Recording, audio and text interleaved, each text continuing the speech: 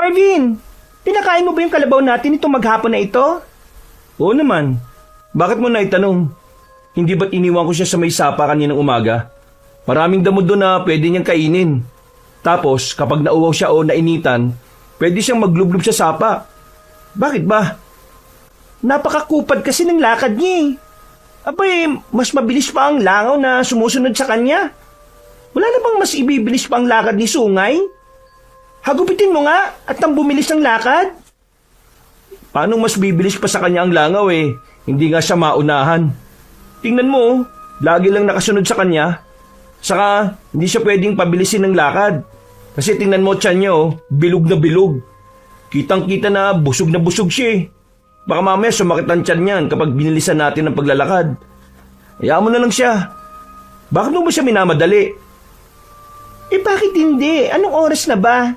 Mag-aalas 6 na Kung talaga Marvin sa ilang metrong nilakad niya tumatagal tayo ng 15 minutos eh. Anong oras tayo makakauwi nito? Aba, magsasayang pa ako para sa hapunan natin. Ay naku, madali mo na yan. Para siyang naglalakad sa liwanag ng buwan eh. Ito naman, mag-relax ka nga dyan. Hindi pa naman tayo nagugutom eh. Kasi marami ang nakain nating nilagang saging kaninang merienda. Saka, hindi ka ba natutuwa? Para nga lang tayong namamasyal eh. Hindi ka naman napapagod sa paglalakad kasi nakasakay ka lang naman sa Paragus na hinihila ni Sungay. Manahimik ka na nga lang at mag-relax at namnamin ang ganda ng paligid.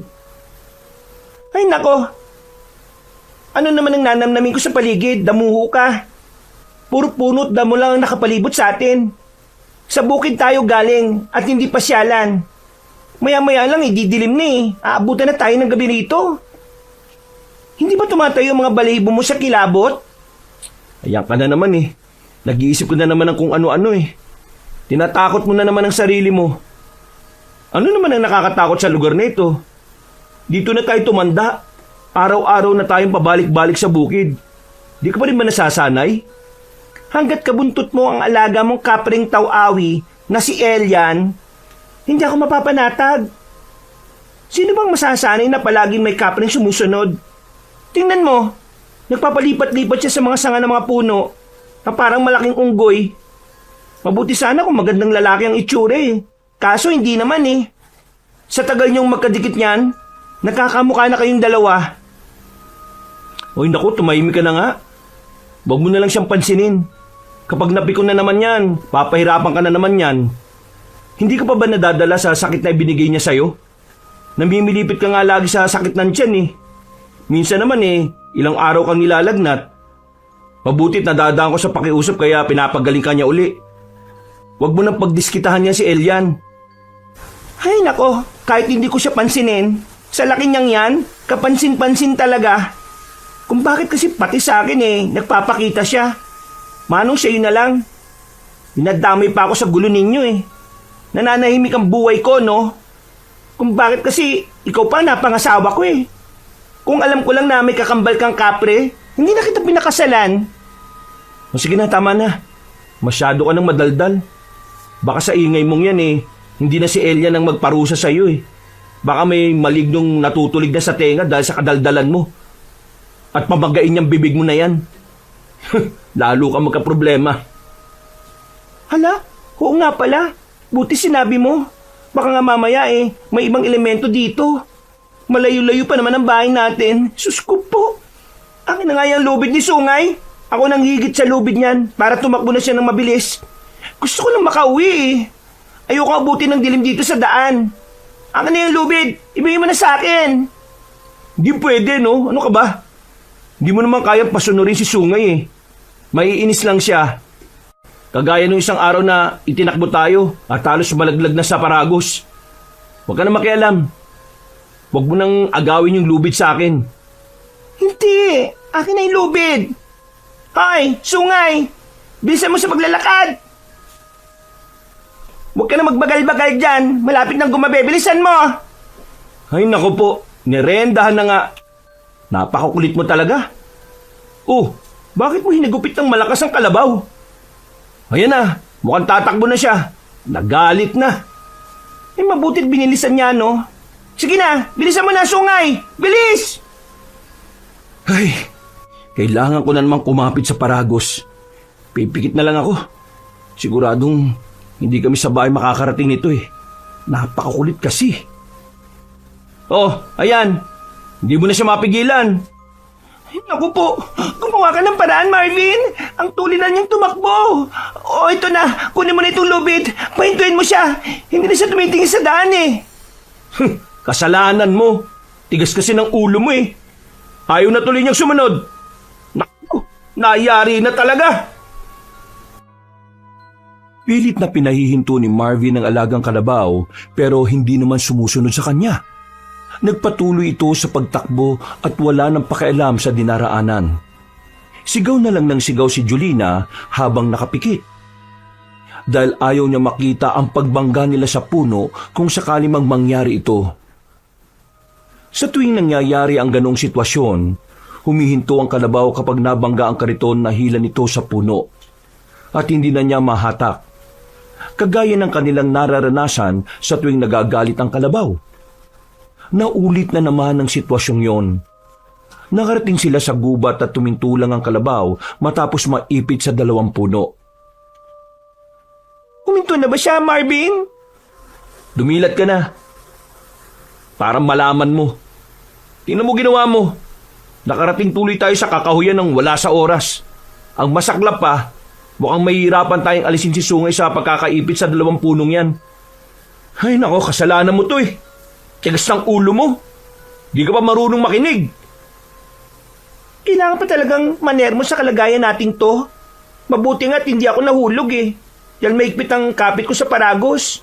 Kung nahulog ako di 2 na problema mo. Ay nako, patawarin. Oh, saan ka pupunta?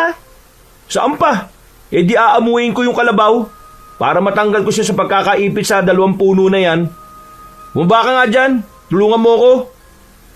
Na may tutulong ko dyan. Kung suwagin pa ako ng alaga mo, ang haba-haba ng sungay niyan eh. Ikaw na lang. Yan, diyan ka magaling. Kapag problema na, di ka na makatulong.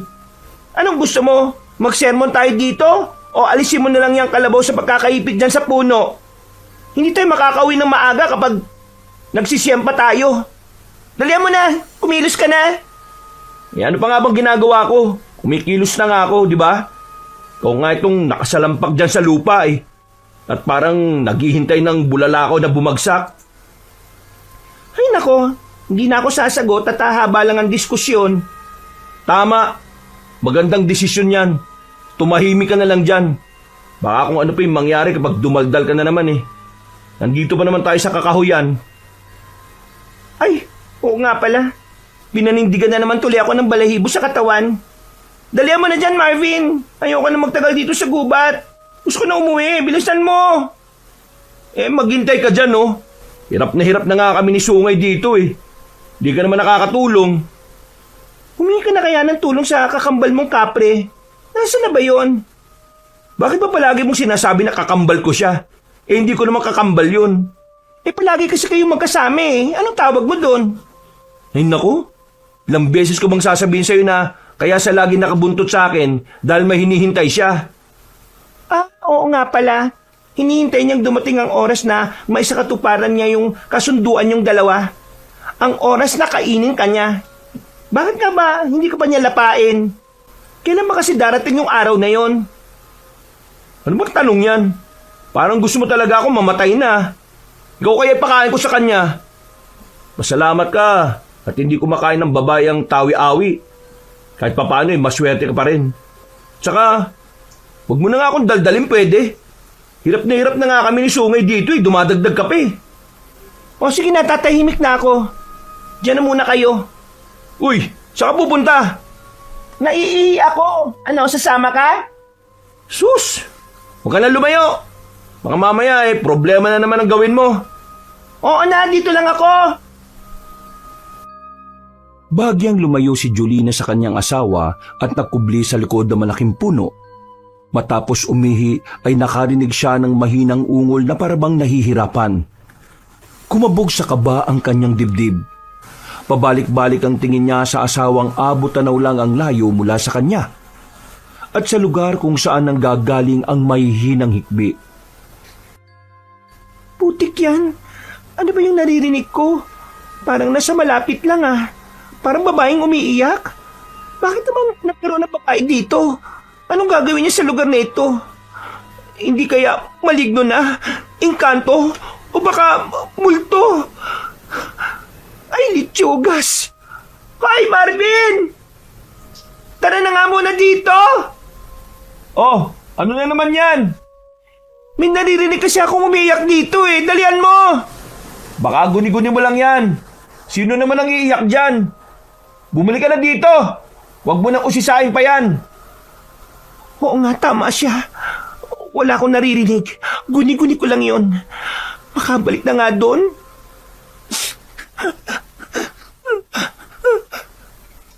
Naku po, may umiiyak talaga. Hindi na guni-guni. Anong gagawin ko? Ano yon? Parang may nahulog. Malapit lang dito. Saan ba yon? Naku, kapag hindi ko tiningnan, magiging konsensya ko ito. At baka habang buhay na akong hindi makatulog. Baka babaeng nangangailangan talaga ng tulong at hindi lang makapagsalita. Mahanap na nga. Hoy, Julina! Nasaan ka na ba? Naalis ko na si Sungay sa pagkakaibit niya. Umalis na tayo dito. Napakadami naman niyang iniihi mo. May bukal ka ba sa katawan? Sandali lang, may titingnan lang ako. Ha, ayun. Parang may tela ko nakikita sa bandaron. Ano yun? Ha, tama ba naririnig ko? Iyak ng sanggol? May sanggol dito? Bakit naman makakarating dito ang batang yon? Ay naku, malapitan nga. Uy, Julina, ano na? Matagal pa ba yan? Marvin, halika dito. May sanggol akong nakita. Ano ka mo? Hindi kita marinig. Bumalik ka na lang dito. May sanggol nga. Sinong walang kwentang ina naman ang nag-iwan ng anak niya dito sa kakahuyan? Napakasama niya. Ay, teka. Yung hikbi na narinig ko kanina. Hindi kaya... Nasaan yung babaeng yun? Sa malamang, siya ang nanay ng batang ito. Nasaan na siya? Wala na dito sa paligid. Hala, baka doon sa bandaron. May bahaging malalim. Hindi kaya nahulog siya doon? May bakas nga roon na parang may dumaus-us ah. Hoy, Julina, ano ba? Ay, malaka kang kutong lupa ka na mukhang kapre. Bakit ka nagugulat at damuhong ka? Yan tagal mo kasi. Akala ko kinuha ka na sana ng maligno sa gubat. Kaya di ka na nakabalik. Sira ulo ka talaga, no? Balak mo talaga akong ibigay sa mga elemento? Ipalapan na kita dyan sa taw-awi mo eh. Teka sandali. Ano naman yung karga mo? Saan galing yung telang yan? Hindi to basta tela lang, Marvin. Nakabalot ito sa sanggol. Ha? Ano ka mo? Sanggol? Oo, tingnan mo oh. Nakakita ko ng isang sanggol, Marvin. Ang batang ito ay hulog ng langit para sa atin. Siguro walang mag-aalaga sa kanya sa langit kaya iniwan nila dito sa lupa. Sinadya nilang gawin para ipaalaga sa atin. Matagal na tayong humihiling ng anak, di ba? Ito na kasagutan sa mga panalangin natin. Binigyan na nila tayo ng anak. Hoy, sira ka ba? Hindi yan inihulog ng langit. Kung inihulog yan, edi lasog-lasog na yan. Isa pa, wag mong angkinin ng bata ah. Siguradong may magulang yan. Baka nandyan lang sa paligid at balikan yan maya-maya. Hindi, Marvin. Walang ibang tao dito maliban sa atin, no? Kung may magulang ito, baka iniwan niya dito. Walang sanggol na walang magulang. Paano yan may sisilang kung wala siyang ina? Mag-isip-isip ka nga. Ako ang nanay niya. Anak ko siya. Naku po, sinapian na yata ng espiritu ng balete ang asawa ko. Uy, bumalik na nga tayo sa Paragos. Hintayin natin ang magulang ng batang yan at ibalik natin yan sa kanila. Paniguradong may maghahanap yan sa kanya. Pero kasi Huwag mong angkinin ang hindi sa'yo, Julina. Masaya naman ang buhay natin kahit hindi tayo biyayaan ng anak eh. Di ba, matagal na natin tinanggap yon na wala tayong anak? Pero hindi tayo mag-aampon, di ba? Ampunin na lang natin ang sanggol na ito. Babalikan nga siya ng magulang niya. Ibalik na natin yan sa kanila. Kapag hindi sila bumalik, sa atin na siya, ha? Huy! Sumagot ka, Marvin! Tingnan mo ang bata, oh. Lalaki siya. Kamukha mo nga eh. Anak na natin to. Kapag hindi siya binalikan, iuwi na natin ang bata. Ha, Marvin? Basta, maghintay tayo ng ilang oras dito. Kapag walang bumalik para sa kanya, edi uuwi na tayo. Oo. Uwi na tayo. Nakasama ang batang ito. Kagaya ng kanilang napagkasunduan, hinintay nilang bumalik ang magulang ng sanggol na kanilang napulot. Pero mahigit 2 oras na ang lumipas ay walang dumating. Madilim na at umaalingaw-ngaw ang ingay ng mga insekto sa paligid. Mahigpit na yakap ni Julina ang sanggol at panakanak ang pinagmamasdan ng mukha nito. Umiiyak ang bata at pilit niya itong pinatatahan para hindi marinig ng mga magulang. Dahil buo na sa kanyang isipan ang pasyang ampunin ng bata. Marvin, umuwi na tayo. Wala nang darating. Hindi ka ba naaawa sa kanya? Nagugutom na yung sanggol, oh. Kailangan pa natin bumili ng gatas at saka tsupon para sa kanya. Ay nako, Kung totoo nga hanapin siya ng mga magulang niya, kahit saan pa ito mapunta, mahanap nila at babawiin nila to. kapag nangyari yon, ipangako mong ibabalik natin sa kanya ang batang yan ha. Mangako ka. Oo na, nangangako na ako. O sige, mabuti naman. Okay, muwi na tayo. Yan, uwi na tayo, baby. Huwag ka nang umiyak ha. Pumayag na ang tatay na umuwi ng bahay. Lumapad ang ngiti ni Julina nang pumahayag na ang kanyang asawa. Habang pauwi ay maigpit ang kanilang panalangin na wala ng magulang ang bata para bawiin ito sa kanila.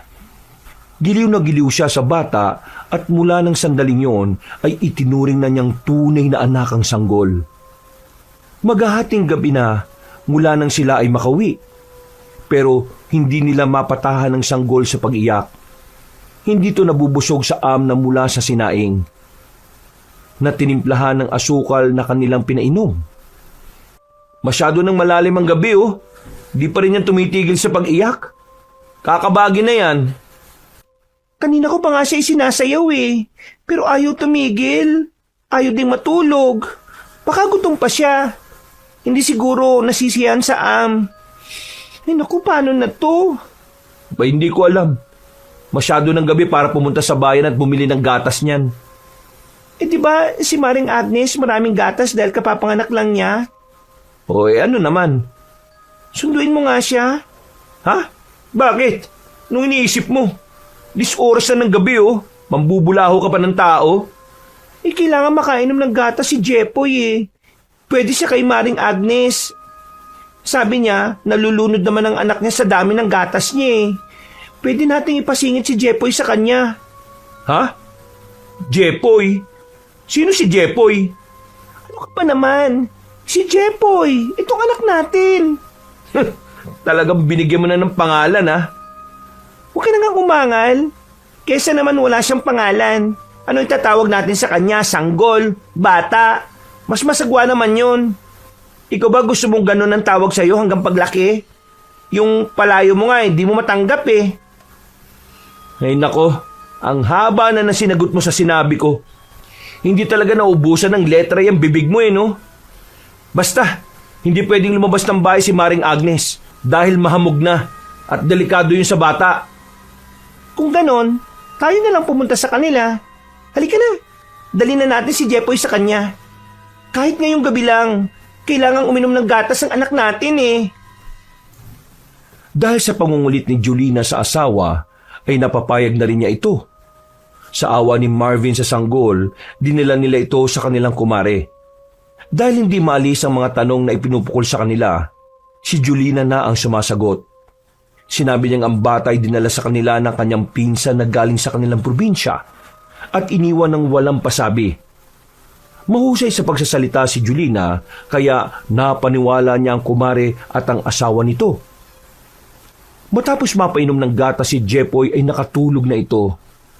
Doon na rin sila pinatulog ng gabing yon para kung kailangan pa ng gatas ay naroon agad si Agnes. Kinabukasan, maagang pumunta si Marvin sa bayan para bumili ng pangangailangan ni Jepoy. unti-unti na rin nawili si Marvin sa sanggol. Hanggang sa ituring na rin niya itong anak. Isang linggo na ang lumipas at wala namang magulang na pumunta sa kanila para kunin ang bata.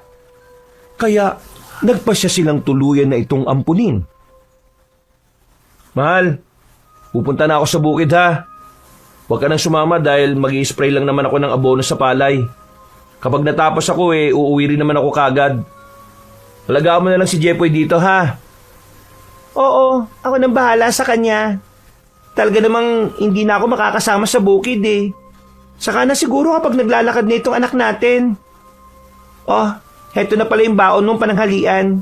Saka itong jug ng tubig. May yelo na rin yan. Huwag ka masyadong magbibilad sa araw ha. Oo, ako nang bahala sa sarili ko. O paano? Aalis na ako at naiinip na si Sungay. Baka mamaya iwan ako ng kalabaw natin. O sige. Abay, magpaalam ka na muna dito kay Jepoy. Tingnan mo at panay ang papansin sa'yo. Ay nako, ilang buwan pa lang si Jepoy. Malay ba niyan sa ginagawa niya? Di pa naman yan nag-iisip eh. Sige na, alis na ako. Ito talaga tong taong to. Hanggang ngayon wala ka pa rin amor sa anak mo. Hindi naman ako gumawa sa batang yan eh. Ayoko mapalapit ng gusto at baka dumating ang araw biglang kunin siya ng magulang. Di bali na nga. O ano? Alis na ako ha? Sige na. Jepoy halika. Tanawin mo na lang si tatay mo. Pupunta na siya sa bukid. Pagpasensya mo ng tatay mong yan ha. At daig pang babaeng nilipasan ng buwanang dalaw. Minsan malambing sa'yo. Minsan naman ganyan parang walang pake. Pero mabait naman ang tatay mong yan. Sintu-sintu lang talaga.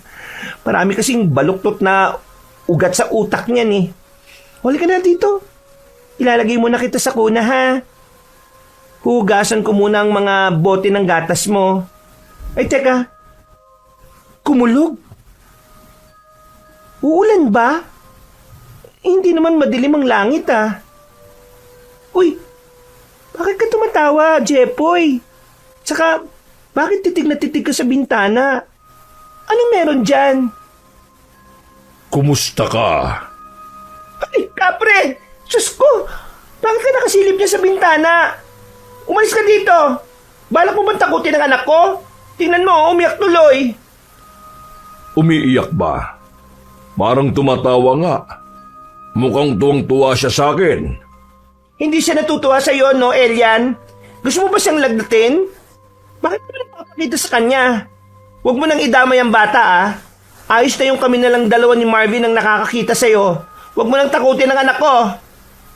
Hindi ko naman siya tinatakot eh. Umiiyak na nga. Paano mo nasabing hindi natatakot yan? Umiiyak siya dahil maingay ka. Parang nakikipaglaro lang ako sa kanya eh. Teka, lalaki siya no? Ha? Hindi siya lalaki. Umalis ka na nga rito. Sumunod ka na doon sa kakambal mo. Siya na lang ang guluhin mo. Bakit ka ba nagpaiwan pa? Sige na, pumunta ka na sa bukid. Ang batang yan, hindi maganda ang kutob ko sa kanya. Nababalutan siya ng kakaibang enerhiya. Ay naku, huwag mo na akong takutin. Hindi mo ako mapapaniwala sa mga sinasabi mo. Gusto mo lang itakwil ko ang bata para may pagkain ka na. Hindi ba't lalaki ang kinakain ng kagaya mong taw-awi? Oo nga, pero ayaw ko sa kanya. Hindi siya magandang nilalang. Ibalik niyo siya kung saan siya nararapat. O kaya, patayin niyo na lang siya. Ikakapahamak niyo ang pag-ampon sa batang yan. Hindi siya normal. Ay naku, nagsalita ang normal. Tingnan mo nga itsura niyong dalawa Sino sa inyo ang mukhang normal at hindi? Malaki kang nilalang. Mas mataas ka pa nga sa puno ng mangga dyan sa bakuran eh. Mahaba ang braso at bias mo. Malaki mga mata. May pangil na matutulis. Mahaba ang buhok. Hindi ka nga mabalahibo pero maitim naman ang balat mo. Nanlalait ka ba? Hindi Sinasabi ko lang ang kaibahan ng itsura niyo ni Jepoy. Ang anak ko, gwapo, mana sa akin. Hindi mo naman siya kamukha eh. Ay nako. Ayaw ko na makipag-usap sa'yo. Kaya pala, kumulog kanina kasi parating ka. Umalis ka na nga dito. Ayaw nang huminto sa pag-iyak ang bata eh. Baka mamaya lagnatin na ito mamayang gabi. Alis! Chupi! Binalaan lang kita sa batang yan. May dala siyang kapahamakan sa inyong mag-asawa. Talaga ba? Sa pagkakaalam ko ikaw ang nagdudulot ng kapahamakan sa amin eh. Di ba? Kaya ka palaging nakasunod sa amin dahil sa kasunduan niyo ni Marvin na pagdating ng araw gagawin mo siyang pagkain. Oo. Dapat nga ginawa ko na yun dati pa. Kaso lang, iniligtas niya ako sa gubat ng madaganan ng natumbang puno ang paa ko. Kaya pinalawig ko ang kasunduan. At ikaw naman. Oh, anong ako? Hoy, kapring walang balahibo. Wag na wag mo akong dadamay sa kung anong plano mo ha. Sasamayin ka sa akin. Kapag dumating na ang araw na kakainin ko ng asawa mo, kukunin kita para gawing laruan at alipin. Ga? Nek-nek mo. Hindi mo magagawa yan sa akin, no? Ang dami-daming albularyo dito at kaya-kaya kanilang itaboy. Narinig ko na yan sa iyo dati pa. Lumapit ka na nga sa kanila pero wala naman silang nagawa. Natakot lang sila sa akin. Subukan nilang saktan ako. Gagawin ko talaga silang pagkain. Kinatatakutan ako ng mga albularyong sinasabi mo, babae. Oh, umiyak na tuloy na malakas. Anak, tana, huwag ka matakot. Nagbibiro lang naman yung kapring yan Hindi niya tayo sasaktan. Hoy, Elian! Natakot mo talaga yung bata, oh! Kailangan mo siyang patahanin. Ako? Sa akin natakot? Sa iyo siya nakatingin oh. Kada titingin sa iyo, umiiyak siya. Akin na, ibigay mo sa akin ang bata. Ako magpapatahan sa kanya. Ay, hindi na pala. Wala akong tiwala sa mga kapring kumakain ng lalaking tao. Sige na, umalis ka na dito. Pagkasabi noon ay isinarado na ni Julina ang bintana. Isinayaw-sayaw niya ang sanggol para tumahan hanggang sa makatulog na ito. Dahil sa takot niya sa kapre, hindi niya inilalayo ang bata sa kanya. Kahit saan siya magpunta ay dala niya ang kuna kung saan ito natutulog.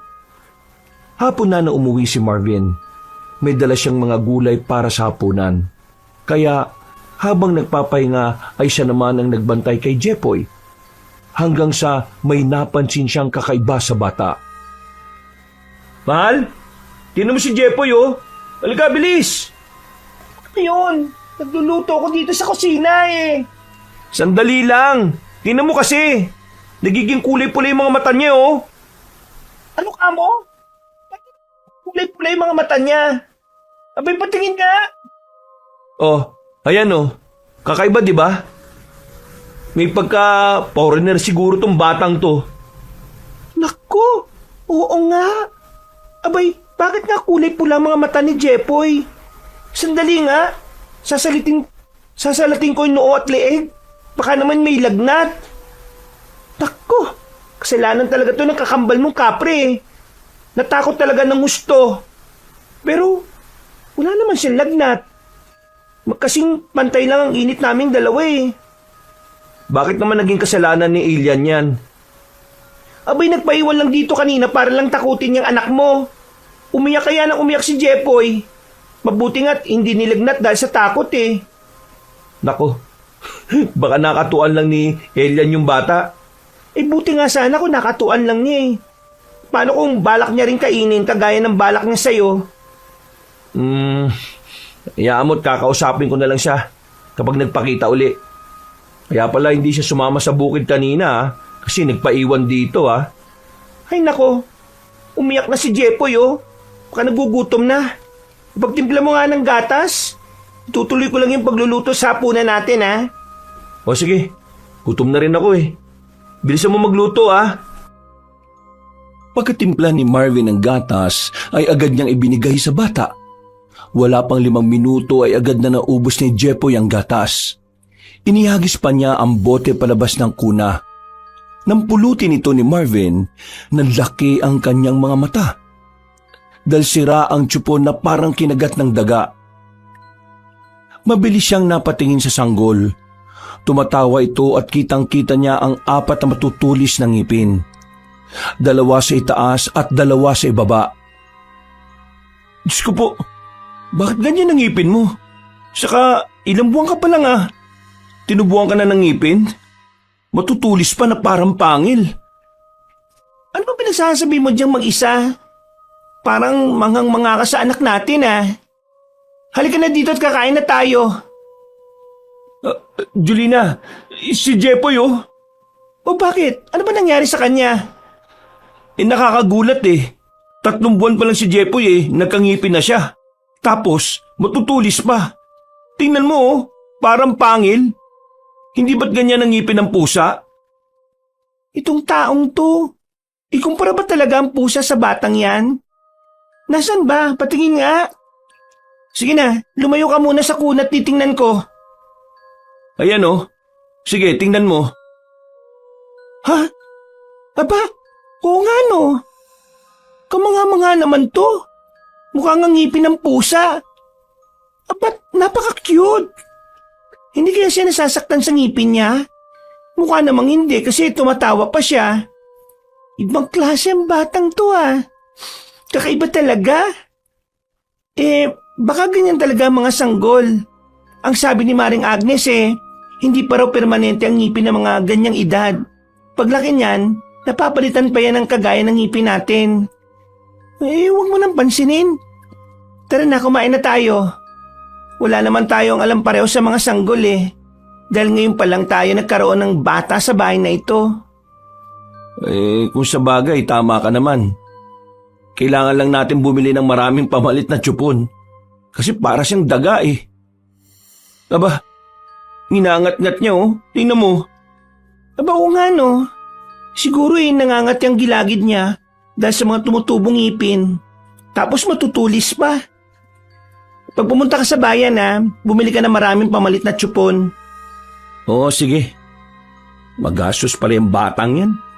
Ilang tsupon kaya masisira niya sa isang araw? Hayaan mo na. Ang mahalaga, hindi siya nagugutom. At hindi rin nagkakasakit. Abay, mas magastos yun. Halika na, kumain na tayo. Habang kumakain ng mag-asawa, iniwan muna nila ang sanggol sa kuna na nasa sala. Maya-maya ay nakarinig sila ng pagkulog sa kalangitan, kasunod nito ang pag-iyak ng bata. Kagad silang napatayo at sinilip ito. Nakita nilang nasa saig na si Jepoy at kinakaladkad ng taw-awi palabas ng bahay. Yalyan! Anong ginagawa mo sa bata? Ikaw talagang kapre ka. Sabi ko na nga hindi ka gagawa ng mabuti. Bakit mo dinudukot ang anak ko? Bitiwan mo siya. Delikado ang batang ito. Kailangan niyang mamatay. Ano pinagsasabi mo? Paano naging delikado ang isang sanggol? Ikaw nga itong nakakatakot dahil ikaw ang gumagawa ng hindi maganda. Bitiwan mo ang anak ko. Akin na si Jepoy. Elian, nakikiusap ako. Sanggol lang si Jepoy na walang muwang. Huwag mong gawing pagkain ng bata. Hindi ko siya kakainin. Ayaw kong kumain ng halimaw. Halimaw? Paano naging halimaw ang cute at poging batang to? Tumingin-tingin ka nga sa salamin para makita mo kung sino ang masalimo sa inyong dalawa. Tingnan mo umiiyak na naman siya. Kanina lang tahimik siya naku, kausapin mo nga yung kapre mo, Marvin. Tsaka itaboy mo na yan teka, paano ka nga pala nakapasok sa loob ng bahay, Elian? Napapalit mo ang sarili mo kagaya ng sukat namin? Oo. Makapangyarihan kasi ako. Kaya kong gawin ang lahat. Ibigay mo sa akin ang bata. Halimaw yan. Lalapain niya kayo. Tama na, Elian Hindi magandang pagbintangan ng sanggol. Gatas ang iniinom niyan. Kapag kumain siya ng tao, hindi siya matutunawan. Hindi kasi ninyo naiintindihan. Wala kasi kayong alam sa hiwaga ng mundo. Masyado kayong inosente sa lahat ng bagay. Hindi mo kami mapapaniwala. Isa kang kapre na kumakain ng tao. Ikaw ang halimaw at ibinaling mo sa anak namin. Hindi kayo magkatulad, no? Tao si Jepoy. Tao siya. Dali mo na muna si Jepoy sa kwarto, Jolina. Kakausapin ko lang to si Elian. Kakausapin? At ano naman ang pag-uusapan nyo? Makikipagkasundo ka na naman sa kanya kapalit ng kaligtasan ni Jepoy? Ibinigay mo na nga sa kanya ang buhay mo, di ba? Ano pang ibibigay mo kapalit ngayon? Gumagawa lang ng dahilan ng taw-awi na yan para makakuha ng mga pagkakataong papabor sa kanya. Ang tigas talaga ng ulo mo, babae. Hindi ka talaga nag-iisip. Totoo naman Sige, sabihin mo.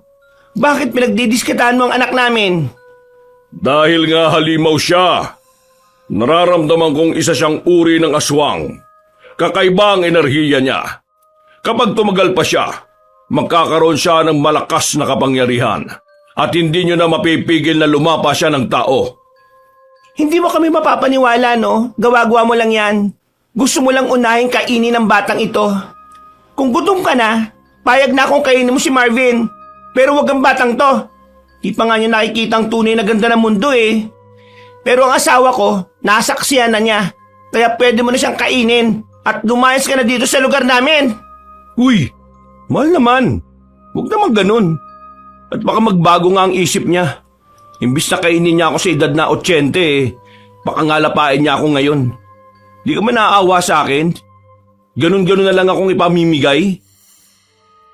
Mas nakakaawa naman kasi ang batang ito, mahal. Hindi ka ba naawa sa kanya kung gawing pagkain siya ng taw-awi sa murang edad? Hindi ko nga siya kakainin. Ayaw kong kumain ng aswang. Kaya ko lang siya gustong patayin dahil uunahan pa niya akong kainin ang pagkain ko. Ordinaryong tao lang ang kinakain ko. Kahit na. Wala ka naman palang pakay sa bata di pabayaan mo na lang siya.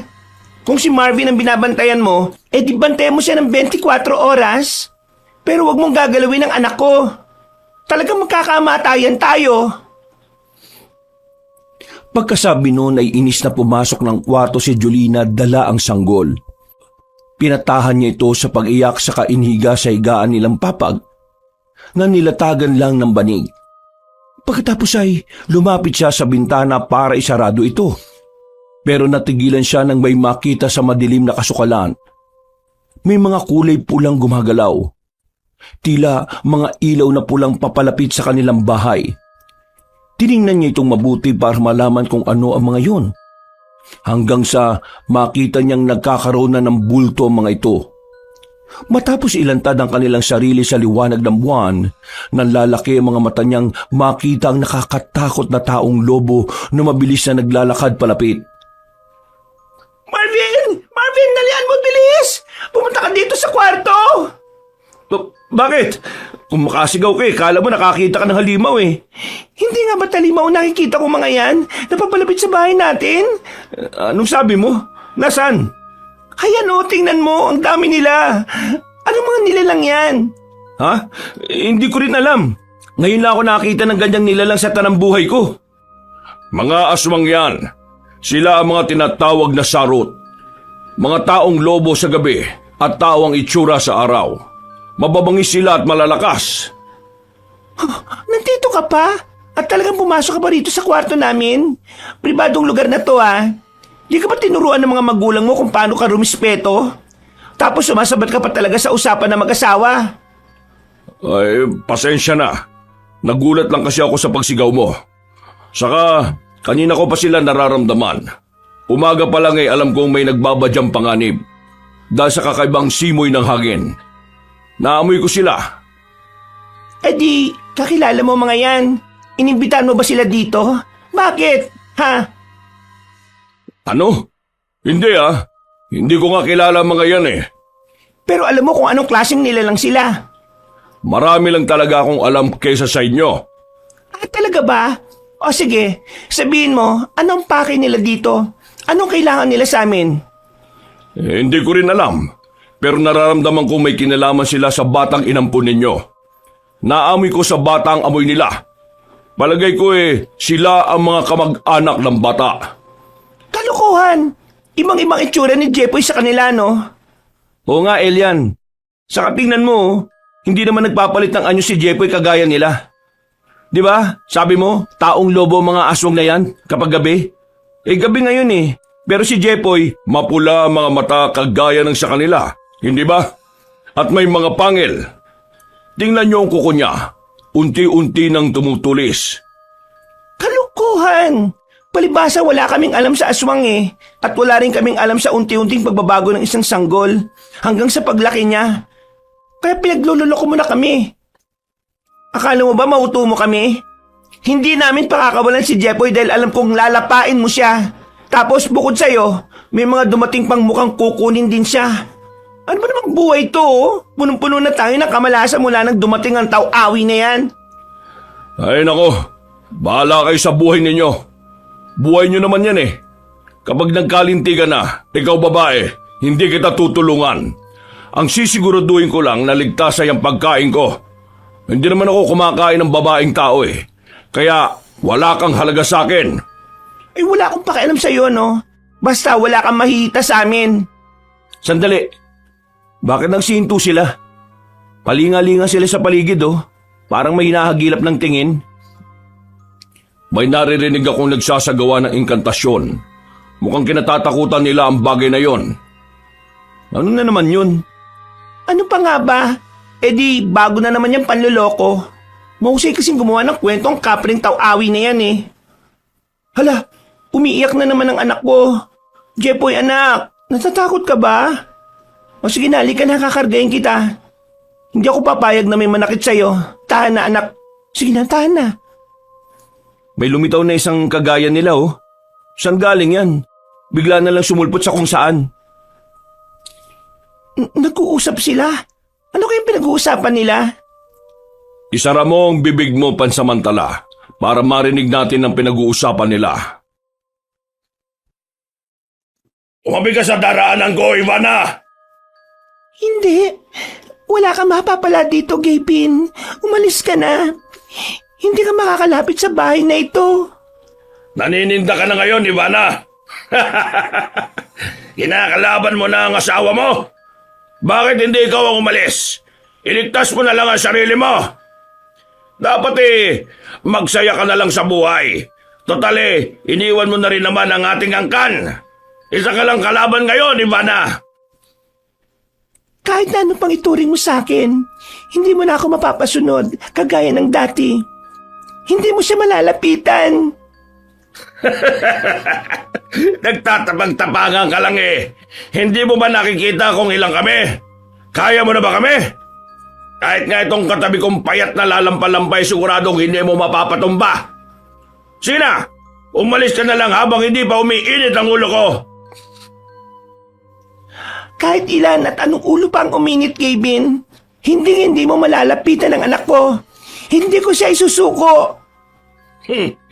Umili ka na lang ng desisyon. Yung ikapapahamak mo pa. Boba ka talaga. Mga kasama, ipauubay ako na siya sa inyo. Bahala na kayo kung anong gagawin sa kanya. Ako naman, diretso ko sa pakay natin. Kukunin ko ang bata. Hindi ka makakalapit sa kanya, Gapin. Mamamatay muna ako. Siya pala ang babaeng Sarot. Siya ang gumagawa ng engkantasyon na naririnig ko kanina. Ano bang engkantasyon na yon? Maraming uri ng engkantasyon, pero ang sinasambit niya, proteksyon sa isang lugar o bagay para hindi malapitan ng mga kalaban. Gumawa siya ng pananggalang. Isang hindi nakikitang pader na ipinalibot sa bahay na ito. Isang pader na makulay, parang bahaghari. Talaga? Wala naman ako nakikita. Ikaw ba, Jolina? May nakikita ka? Wala. Paniguradong isa na naman sa panlilin lang niya yan. Kung nakikita natin, edi paniwalang-paniwala na naman tayo. Mabuti na lang at hindi natin nakikita. Hindi nga nakikitang pader, hindi ba? Eh bakit ikaw nakikita mo? Dahil hindi naman ako tao. Hala, naglalaban na sila. Pinagtutulungan nila yung babae. Kawawa naman. Paano natin siya matutulungan? Sabay-sabay nilang inaatake yung babae oh. Sandali! Hoy, saan ka pupunta? Basta babae tutulungan mo, Marvin. Wala ka talagang pinipiling lugar ah. Hindi naman sa ganon. Ano lang kasi, kawawa naman siya. O sige, magpalusot ka pa. Nagkakaganyan ka mula nang nakakasama mo na itong kapring walang balahibong yan. Bakit hindi na lang siyang tumulong sa kanya? Total, pare-pareho naman silang halimaw. Ay, Teka, nasaan na siya? Bigla na lang nawala yung kapre. Tingnan mo, kapag ganito ang sitwasyon, tumatakas siya. Natatanda mo ba yung nagwala si Sungay at napatpat tayo sa gubat? Hindi mo lang niya tayo tinulungan? Tapos ngayon, umalis na naman. Ay nako, wala talagang kwenta yung kapreng yon. Isarado mo nga yung mabuti yung mga pinto at bintana. Baka mamaya ay pumasok sila dito, tapos kumuha ka na rin ng panlaban. Anong panlaban naman? Wala naman tayong alam sa kanila. At saka, kahit anong panlaban ang kunin ko, kapag nakapasok sila, hindi natin sila kaya. Ang dami nila oh. Ay naku, umayos ka nga Marvin. Ngayon ka pa talaga naduduwag. Tingnan mo tuhod mo, oh. Ang lakas ng panginginig. Ay nako, kargain mo nga itong anak mo at akong kukuha ng itak sa kusina. Sandali, Ano na naman? may malaking anino sa labas oh. Anino? Ano anino ba sinasabi mo? Aba, teka, oo nga no. Kilala kong aninong yan. Si Elian yan. Nagpakita siya sa mga aswang. Naku po, umipang malakas na hangin. Nilipad ang mga sarot palayo. Isarado ang pinto, Marvin, para hindi pumasok ang alikabok dito. Oo, isasarado ko na. Umalingaw-ngaw ang mga atungal sa labas ng bahay, kasabay ng malakas na hangin na gawa ng taw-awi. Tahimik lang silang nakinig at nakiramdam. Hanggang sa tumahimik na ang paligid. Matapos ang ilang minuto, nakarinig sila ng mga katok sa pinto. Sa una ay malakas pero mabagal hanggang sa paunti-unting humina. Nasasabayan din ito ng mahinang pagtawag ng tulong mula sa isang babae. Naririnig mo ba yon? Hindi naman ako bingi, no? Kaboses niya yung ungol na narinig ko sa gubat dati. Baka yung babaeng lobo yun. Baka kailangan niya ng tulong. Basta babae talaga, Marvin. Hindi ka man lang nag-iisip na baka sakmaling ka niyan? Sa boses niyang nangihina na ganyan, may lakas pa kaya siyang manakit? O sige, ipagtanggol mo pa. Kung gusto mo mamatay ng maaga, edi buksan mo yung pinto at sakloloan mo. Ano? Di ka na kumilos yan. Eh paano ako kikilos eh, pinagdidilatan mo ako. Ha? Ano yun? Parang niyuyugig ang pinto natin. Bilis! Lumabas na tayo dito sa kwarto. Kumuha ka ng panghampas. Mukhang atakin tayo ng halimaw na yan. Nagpupumilit siyang pumasok eh. Tingnan mo nga oh. Yan ba ang tutulungan mo? Malakas pa sa kabayo kung kalampagin ang pinto natin. Ha? Ano ba tinatayo-tayo mo dyan? Kumuha ka ng panghampas sa kanya. Masisira na niya yung pinto. Nakanganga ka pa talaga. Kung may langaw ngayon, isang batalyon ang pumasok dyan sa bibig mo dahil sa laki ng awang. Dali na! Oo, ito na nga. Papunta na ako sa kusina. Hala! Nabuksan na ang pinto! Ang kubat mo kasi! Teka! Elian, ikaw? Ang tagal naman ninyong buksan ang pinto. Kailangan ko pang paulit-ulit na sipain. Bakit buhat mo yung babaeng yan? Saan galing yan? Siya ang matapang na sarot kanina na lumaban sa mga kalahi niya. Nawala na siya ng malay dahil sa panghihina ng katawan. Sugatan siya. Kailangan niya ng tulong. Dito, iga mo dito sa mahabang upuan na kawayan. Sandalit kukuha ko ng una sa kwarto. Napakagaling naman talaga ninyo, ano? Asikasong-asikaso ang babae. Magkuntugin ko kayong dalawa eh. Alis na ako. Pupunta ako sa amin para kumuha ng gamot para sa kanya. Ikaw na munang bahala sa kanya. Hindi niya kayo sasaktan. Nararamdaman kong mabuti siyang nilalang. At inutusan pa talaga ako? Hoy! Tingnan mo itong kapre na to. Bigla na lang naglaho. Kapal na mukhang magpasok ng naghihingalo dito. Tapos utusan pa ako mag-alaga. Ay nako! Oh, ito na unan. Oh, Elian, ito na ang unan. Oh, nasan ka? Akin ang unan. Ha? Nasaan si Elian? Pinalayas ko na. Akin na nga yung unan na yan. Ano naman ang gagawin mo sa unan? Ganito oh, ihahampas ko sa'yo. Nagkukumaw ka pa talaga sa pag-aasikaso sa kanya? Rico naman. Ano ka ba naman? Sugatan yung tao oh. Hindi tao yan, halimaw yan. Aso nga sabi ni Taw-awi na yun, di ba? Ano nga klaseng aso yung sinabi niya? Sarot? O tingnan mo, pati yun natanda mo talaga. Pero ang birthday ko, lumipas na lang, hindi mo naalala. Hinayupak ka. Halika dito. Bubukulan ko yung ulo mo sa ibaba. Tama na. Masakit na nga ulo ko sa kakahampas mo ng unan eh. Saka tingnan mo si Jepoy oh. Baka mabitiwan mo. Umiiyak na rin sa kakasigaw mo eh. O sige na, kunin mo tong bata. Ako ang titingin sa babaeng yan. Baka mamaya, titigan mong mabuti habang tumutulo ang laway. Ito naman. Akin na nga si Jepoy. Marahang pinunasan ni Julina ng bimpo na binasa sa maligamgam na tubig ang babae. Para malinisan ang katawan nitong puno ng dugo, sinubukan niyang lagyan ng kinatas na halamang gamot ang sugat nito. Pero dumadaing sa sakit ang babae kaya itinigil niya. Pinalitan na rin niya ito ng damit para makaginhawa at saka hinayaang makapagpahinga. Nakatulog na rin ang mag-asawa. Pero siniguro nilang mahigpit ang pagkakasara ng pinto ng kanilang silid para siguradong ligtas sila sa panganib. Mababaw ang tulog ni Julina dahil nakikiramdam siya sa babae. Alam niyang mapanganib ito kaya ayaw niyang magtiwala. Kinabukasan, bago sumikat ang araw, bumangon na siya. Nanlaki ang mga mata niya nang makita ang mahaba nitong dila na dinidila ng mga sugat nito sa katawan. Pasensya na kung nakita mo akong ganito. Mukhang natakot kita kasi hindi ka nakapagsalita eh. Hindi ka rin nakasigaw. Sobrang takot mo ba? Ako? Natatakot? Sa'yo? Hindi ah. Nagulat, oo. Nagagawa mong pabain ng ganyan ang dila mo? Abot hanggang siko? Ang galing naman yan. Bukod dyan, ano bang kaya mong gawin? Nakagaya mong aswang na sarot. Paano mo nalaman yan? E di kay Elian. Sino siya? Isang tau-awi. Tau-awi? Ano yon? Ay nako, pag bumalik siya, malalaman mo rin. Sige na, magluluto na ako ng almusal. Doon tayo sa kusina. Wag na, dito na lang ako. Tayo na! Hindi ka dapat tumatanggi sa may-ari ng bahay, no? Di ka ba nahihiya? Ano yan? Makikitulog ka lang at makikikain dito? Hindi pwede sa akin yon. Habang nandito ka, kailangan mong kumilos sa bahay. Dapat matuto kang makisama. Sige. Ang tapang-tapang mo kagabi tapos ngayon, para kang duwag na umaatras kasi takot na matapakan ng tao.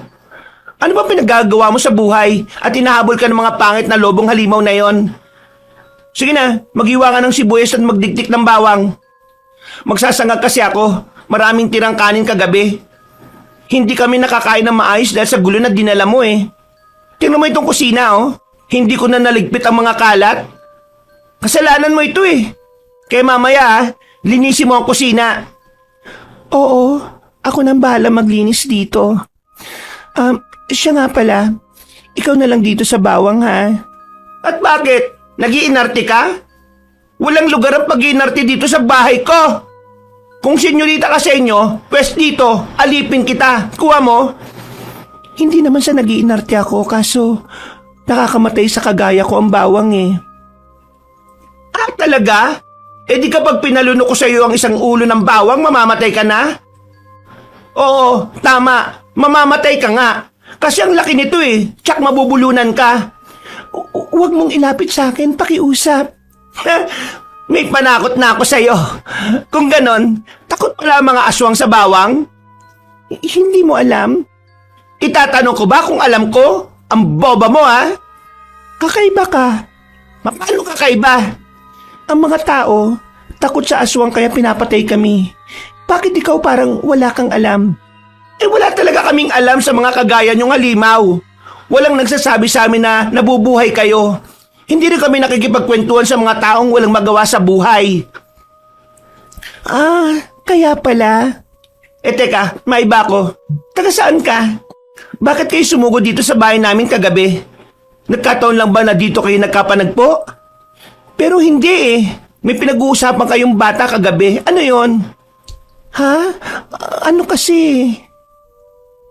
Sasagot ka ba ng tapat o lulunukin mo itong bawang? Ako ang ina ng batang pinulot mo. Anong sinabi mo? Ha!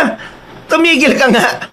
Marami ang pwedeng mang-angkin sa batang yan. Pero anak siya ng pinsan ko at iniwan sa akin. Kaya paano mo nasabing anak mo si Jepoy? Jepoy? Jepoy yung ibinigay mong pangalan niya. Huwag mong iniiba ang usapan! Sa gubat, tumatakas kaming mag-ina. Pero hinahabol kami ng tatay niya kasama ang mga kalalakihan sa kanilang angkan. Lumaban ako pero malalakas sila. Sugatan ako at nang hindi ko na kayang itakbo ang bata, iniwan ko siya saglit sa tabi ng isang puno. Tapos, nagpahabol ako para iligaw sila. Nang babalikan ko na siya, hindi na kinain ang katawan ko. Pero, dinig na dinig ko ang boses ng mag-asawang kumuha sa kanya. Hindi lang ako makapagsalita noon. Tuluyan na akong dumaus-us pababa sa bangin.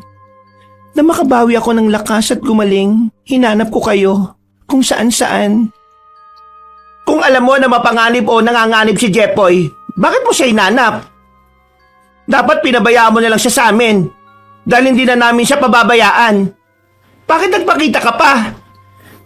Ilang araw na ako nagmamasid sa inyo. Hindi ko kayo ginugulo. Mula sa malayo nagbabantay lang ako. Ayaw ko na rin siyang guluhin sana pero nasa panganib ang anak ko. Hinahanap siya ng kanyang ama, si Gavin, para patayin siya. Ano? Bakit niya yung gagawin sa anak niya? Sira na ba ang tuktok niya? Kung sa bagay, kagabi nang makita ko siya wala siyang tuktok. Patag ang ulo niya. Siya yung maangas, hindi ba? Oo, siya nga. Oh, bakit nga niya papatayin ang anak niya? Dahil sa isang hula. Merong manghuhula sa tribo namin. Pinapaniwalaan siya ng lahat. Pagkasilang pa lang ng anak ko, sinabi na niyang siya ang magtatakda ng pagkaubos ng lahi namin. Dahil doon, ipinag-utos sa mga nakatatanda na patayin ang bata. Ah, kaya kayo tumakas. 100 ogag naman pala sila para maniwala sa hula. Kaya nga hula kasi hindi alam ang totoo. Lahat ng hula niya ay nakakatotoo. Nakikita niya ang hinaharap ng bawat isa sa amin. Naniniwala ka sa hula niya? Kung pagbabasihan ng mga nangyayari sa nakaraan sa aming tribo, oo. Pero ngayon, ang kailangan kong gawin ay panatilihing ligtas ang anak ko. Paano mo naman siya ililigtas sa kanila? Kung may ganun na palang balak, dapat umalis na pala kami dito. Aayain ko si Marvin na umuwi muna kami sa ate ko sa Romblon. Kahit saan pa kayo pumunta, masusundan nila kayo. Mga aswang kami. Kaya naming mag-anyong hayop. At kapag nasa ganong anyo kami, mas malakas ang aming kakayahan. Wala pala kaming takas kung ganon. Di, wala ka nang ibang magagawa kung hindi ang labanan sila. Hayaan mo, ipagdarasal kita. Salamat. Salamat din sa pag-aalaga mo sa anak ko. Ano nga palang pangalan mo? Ay, oo nga pala. Ako si Julina. Ako naman si Ivana. Nadinig ko nga kagabi. Ilang beses ba namang pinagsisigawan ng pangalan mo? Medyo narindi na nga ako dun Tapos mo na ba yung pinapahiwa ko? Ay, oo nga pala. Pasensya na. Heto. Matapos silang makapag-almusal, saka naman dumating si Elian dala ang gamot para kay Ivana. Namangha ang babaeng aswang nang malamang mas mabisa ang gamot na yon kaysa sa kanyang laway dahil mabilis na natuyo ang kanyang mga sugat. Sa buong araw, nasa bahay lang sila at nag-iisip kung ano ang gagawin. Kung sakaling bumalik uli ang mga aswang. Inamin ni Ivana na ang engkantasyon niyang pananggalang ay meron ding hangganan. Habang nag-iisip sila, ay nagkaroon naman ng pagkakataon si Ivana na makapiling ang kanyang anak. Tuwang-tuwa siya dahil nayayakap at nanghahagkan niya ito. Hanggang gabi ay siya ang nag-alaga dito. Dahilan para makaramdam naman ng inis at selo si Julina. Pero hindi niya mabawalan ang babae na makasama ang anak nito.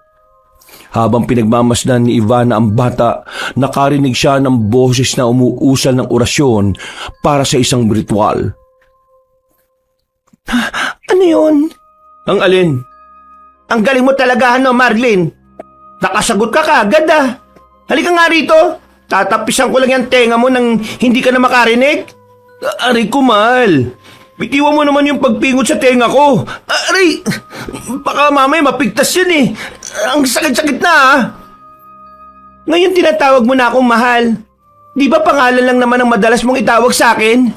Sorry na nga, kahit wala naman akong ginagawa. Ah, talaga? Wala ba talaga ha? Naririnig niyo rin ba ang boses na yon? May kung sinong nagsasagawa ng ritual sa labas. Oo, naririnig ko rin. Ano ka mo, kapre? Sus ko, mababaliw na yata ako. Nasa loob ng bahay ko ang mga kakaibang nilalang na kung ano-ano mga sinasabi. Paniguradong kapamakan na naman ang dala ng mga yan eh. Hindi maganda ang kutob ko sa nangyayaring ito.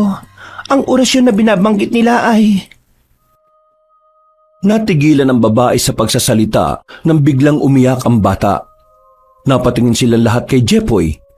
Dahil sa pag-aakala ni Julina na nasasaktan ito sa paghawak ni Ivana, mabilis niyang inagaw ang sanggol.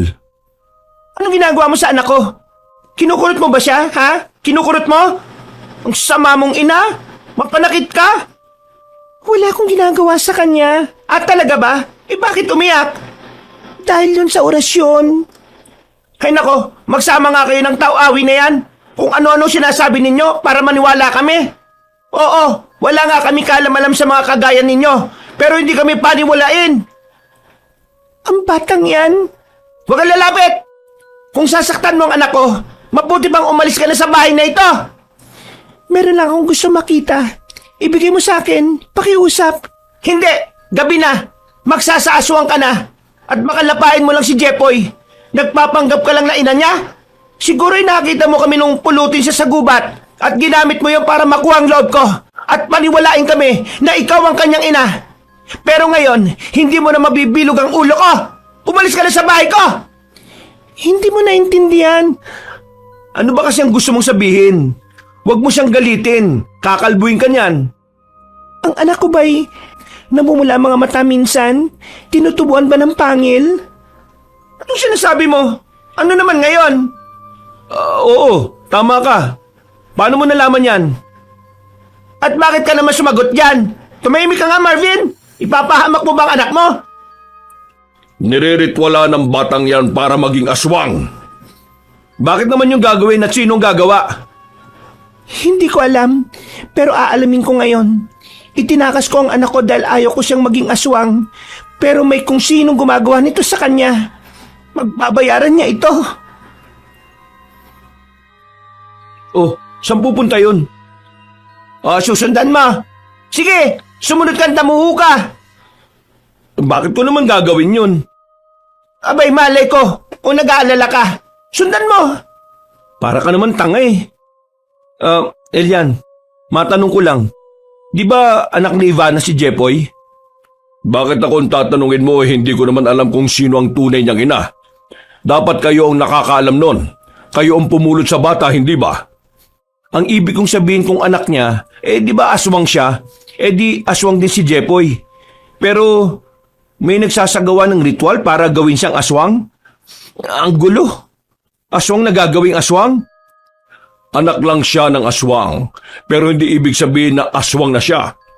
Sumasailalim sa mga paraan ng paghahawa o pagsasali ng isang nilalang para tuluyang maging aswang. Wala yun sa dugo o lahi. Dahil hindi aswang ang bata, may kung sinong nagsasagawa ng ritual para gawin siyang aswang. Ganun pala. Bakit kaya? Hindi ko alam at wala akong balak alamin. Hindi naman ako konektado sa buhay ng mga aswang na yan. Kung ako lang, papatayin ko na ang bata. Gulo at kapahamakan lang ang dulot niyan. Pinagdiskitan mo na naman ang walang muwang nasanggol. Wala siyang muwang, oo. Pero kapag tuluyan na siyang naging halimaw, kagaya ng mga nakita ninyong sarot, baka kayo pa ang pumatay sa kanya. Kung ganon, anong dapat gawin para hindi tuluyang maging aswang si Jepoy? Sabihin mo, Elian. Ipaubaya mo na sa kanyang ina ang problemang yan. Pero ako nga ang kanyang ina. Ilusyonada! Tawawi! Tingnan mo tong siraulong kapre na to. Naglaho na naman. Sa takot na mag-asawa, sinigurado nilang nakasarado mga pinto at mga bintana sa buong bahay. Naririnig nila sa di kalayuan ng mga alulong ng mga taong lobo na alam nilang mga aswang yon. Kaya kaagad silang naghanda ng mga panlaban sakaling sila ay salakayin. Nang maalala ni Julina na nakamamatay ang bawang sa mga sarot, kaagad niyang kinuha ang mga ito sa kusina at dinala sa sala. Binalatan niya ang mga bawang at inipon sa isang lalagyan. Panay ang tanong ng kanyang asawa pero hindi na niya nasagot dahil bigla na lang may mga kalampag sa pintuan. Sinundan yun ng nakakatakot na alulong ng aswang na nagpupumilit gibain ang pinto. Kagad naman nag-abang si Marvin habang maigpit na hawak ang matalim na itak. Kailangan mo ng mahabang bangko ang pinto, Marvin. Hindi siya pwede makapasok. Oh, sige. Doon muna kayo ni Jepoy sa kwarto. Mas ligtas kayo doon. Ayoko. Baka mamaya may aswang din doon na magpumilit pumasok sa bintana. Mas matatakot si Jepoy. Kanina pa nga siya panay ang iyak eh. Hindi siya pwedeng makuha ng mga aswang na yan. Palilibutan ko ng bawang ang kuna niya. Kaso, mas lumalakas ang iyak niya dahil sa bawang. Huwag na nga lang. Makakatulong ba ang bawang sa paglaban sa mga aswang? Oo. Sabi ni Ivana nakakamatay raw ito sa kanila. Talaga? Sinabi niya ikamamatay nila? Nadulas kasi siya eh. Kaya niya nabanggit. Ah, mabuti na rin yun. Ay, ano ba? Sa bintana naman lumapit ang aswang. Yari ka sa akin. Paulanan kita ng bawang. Marvin, nasa na yung tirador mo? Ay, oo nga pala. Sandali, kukunin ko sa kusina. Bilisan mo, dali. Hoy, ikaw na nakakatakot na halimaw ka. Hindi ka magtatagumpay sa plano niyo. Hindi niyo makukuha ang bata sa amin. Mabukulan ka na sana ng bawang na ito. Ay, ano ba? Mahusay umilag ah. Sayang ang mga binalatan kong bawang. Akin na nga yung mga bawang. Ibabala ko sa tirador. Siguraduhin mong sabol sa bibig ah. Mas mabuti siguro kung malunok nila yan. Sige, akong bahala. Sakto ang nawarak niyang pansara sa bintana. Madali ko siyang mapupuntirya. Manda kang aswang ka. Etong sayo. Galing! Nalunok niya! Siyempre, mahusay talaga ako si tirador eh. Kaya nga lagi ako may uwing tikling dahil lagi kong napupuntirya kahit malayo. Sabi ko na eh, tamang pinalunok mo sa kanyang bawang. Tingnan mo malo, bumagsak siya habang sa buong tiyan. Tingnan nga natin kung ano nangyayari sa kanya. Huwag ka nang lumapit sa bintana. Baka mamaya tumayo pa yan at habulting ka. Nanghihina na siya, Marvin. Ay nako, tigas ng ulo mo. Lumapit ka pa talaga dyan. Marvin, tulong! May isa pang aswang, hinahatak niya ako. Walang yakang halimaw ka. Bitiwan mong braso ko. Ang lakas ng loob niyong patayin ang kasama ko! Pagbabayaran niyo ang ginawa niyong yan! Oh, talaga? Namatay na siya? Tama nga si Ivana. Nakamamatay nga sa inyo ang bawang. At talagang siya ang nagsabi sa inyo ng bagay na yan? Ang taksil na babaeng yon? Di bale, malapit na rin naman siyang mamatay kagaya ninyo. Mamamatay na kayo ngayon! Bitiwan mo ang asawa ko kung ayaw mo maputol ang braso mo. Bagong ngasa pa naman tong itakong ito. Kayang-kaya kitang tantarin.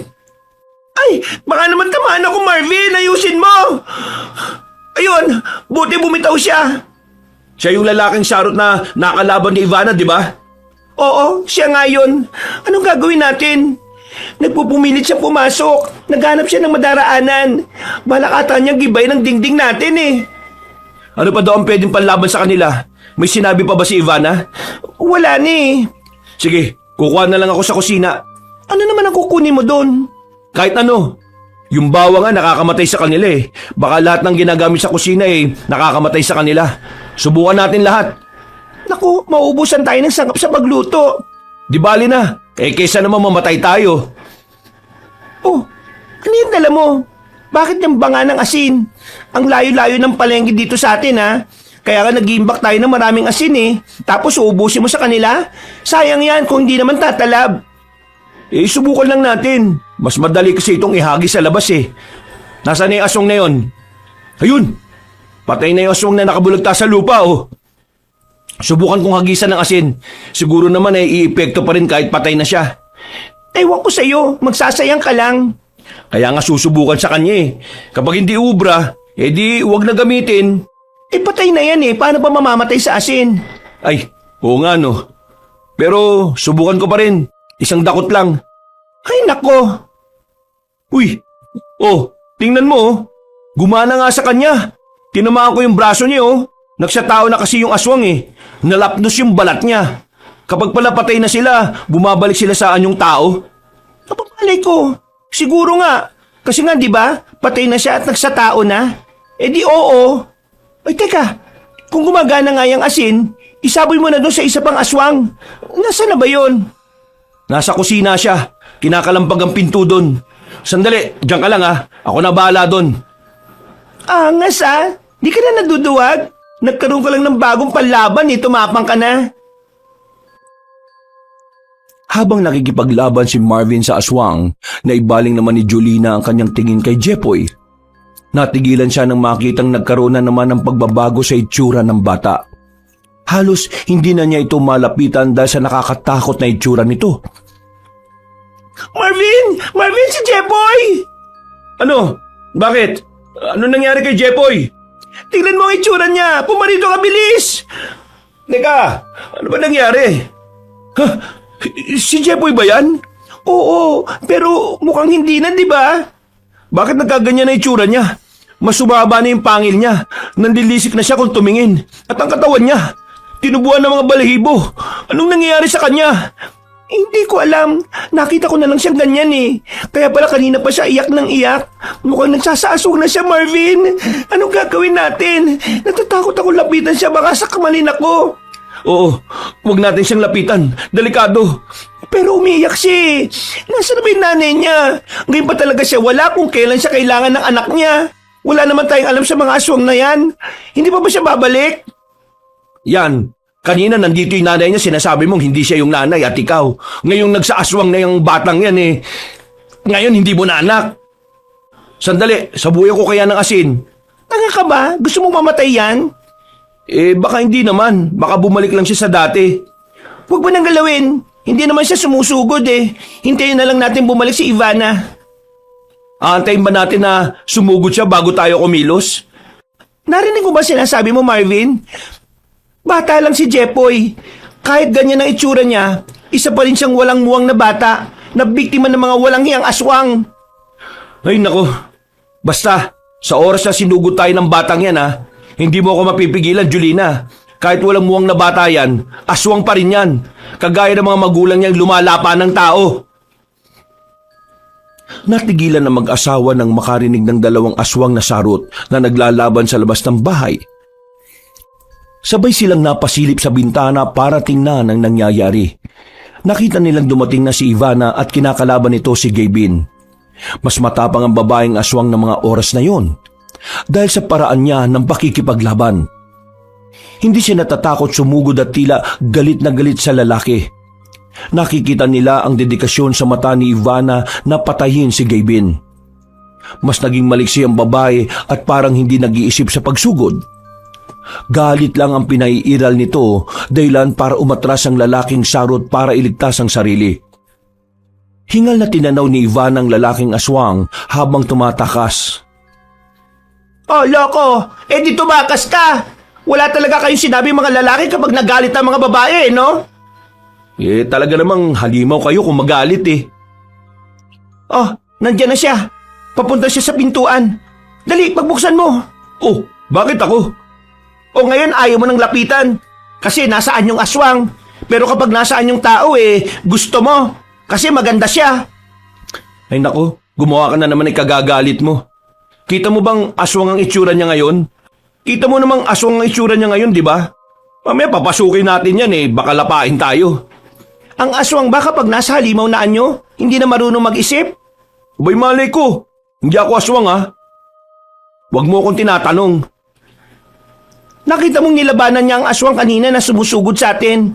Ibig sabihin, kagaya pa rin natin sila kung mag-isip. Dali na, buksan mo na yung pinto. Aray, oo na.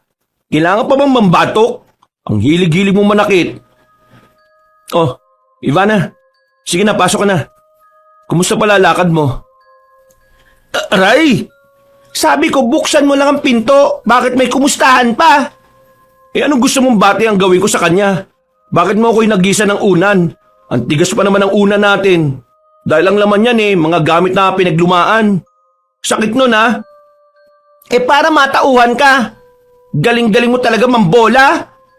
Pasensya na kayo kung ngayon lang ako nakabalik. Inatake pala kayo ni Gabin. Mabutit hindi kayo nasaktan. Kasalanan mo lahat ng ito Kung hindi ka dumating, tahimik sana ang buhay namin. Ngayon pakiramdam ko, bawat oras nasa bingit kami ng kamatayan. Saka isa pa itong anak mo. Nagsasaaswang na rin. Tingnan mo itsura niya kamukha mo na. Kamukha ko na? Aba, oo nga. Kahit saang anggulo'y kamukha ko na siya. Napakagwapong bata. Hindi yan ang ibig ko sabihin. Hindi mo ba nakikita? Mabalahibo na. Ay, teka. Bumalik na siya sa normal na bata. Kanina lang mukha siyang aswang Hindi ako nagbibiro seryoso ako. Alam ko. Pero mukhang hindi ka naniniwala Naniniwala ako. Napatay ko na kanina yung nagsasagawa ng orasyon para gawin siyang aswang. Talaga? Kaya pala ganyan ang itsura at amoy mo. Para kang nalublob sa isang drum na puno ng dugo Sino pala yung gumagawa nun? Nakilala mo ba? Oo, yung manghuhula sa tribo namin. Nilansin niya kami. Pinaniwala niya kami sa mga maling hula. At para maisa katuparan ng lahat, niriritualan niya ang anak ko tuwing gabi para maging aswang na kagaya namin. Napakasama naman niya. Bakit daw niya yung ginagawa? Para mapatay ang lahat. Balak niyang papaniwalain kaming lahat na isang malakas na aswang si Jepoy na tatapos sa aming lahi. Kapag nangyari yon, mauubos na kami. Plinano niya ang lahat para sa paghihiganti. Paghiganti? Sinong ipaghiganti niya? Si Lurka hindi purong sarot na kagaya naming pinamamanahan ng binhi. Ang mga magulang niya ay niyanggaw lang at para mabuhay, sumama sila sa aming lahi. Tapos ang sabi niya, sabilitan lang siyang niyanggaw na mga nakatatanda sa tribo na sa kakayahan niyang makakita sa hinaharap. Hindi na nakakapagtaka ang ginawa niya. May pinagugutan naman pala Ay talaga mga babae, kahit mali na, nagagawa pa rin ilusot. Ano na naman ay pinupunto mo? Narinig mo naman ang kwento niya, di ba? Oo na. Ayaw ko na makipagtalo. Siya nga pala, Ivana. Kung natalo mo na ang luka-luka. Lurka. Lurka ang pangalan niya, hindi luka-luka. Basta talaga babae, matandain ka no? Ay, nako. Anong gusto mong sabihin? Kung napatay mo na siya, edi tapos na ang paghihirap namin. Hindi na ba kami sasalakayin ng mga kalahi mo? Alam na nilang nabilog lang sila ng luka-lukang yon? Hindi. Sa katunayan, nakapagtanim si Lurka ng galit sa puso nila. Lalo niyang napatindi ang paniniwala nila. Ngayong napatay ko na si Lurka, mas nanganganib ang buhay natin. Kapag nalaman nilang wala na siya, titindi ang galit nila. Parang babaylan na ang turing nila kay Lurka. Ipaghiganti nila ang pagkamatay niya. Ha? Kung ganun dapat na ba nating tanggapin ang kamatayan natin? Magbibigti na lang siguro ko o kaya iinom ng lason para hindi ko maramdaman ang pagsakmal nila sa leg ko. Kakainin nila ako ng buhay? Ayoko! Hindi ako papayag! Baka naman may paraan pa. Paano ba sila matatalo? Anong dapat natin gawin para lubayanan niya tayo? Si Jepoy na lang naman ang gusto nila, di ba? Kapag nalaman nilang aswang na ang batang yan, lalo sila magagalit. Si Jepoy lang ang gusto nila Ibigay na lang natin ng bata sa kanila para matapos na to. Sira ulo ka ba? Bakit ganyan ka mag-isip?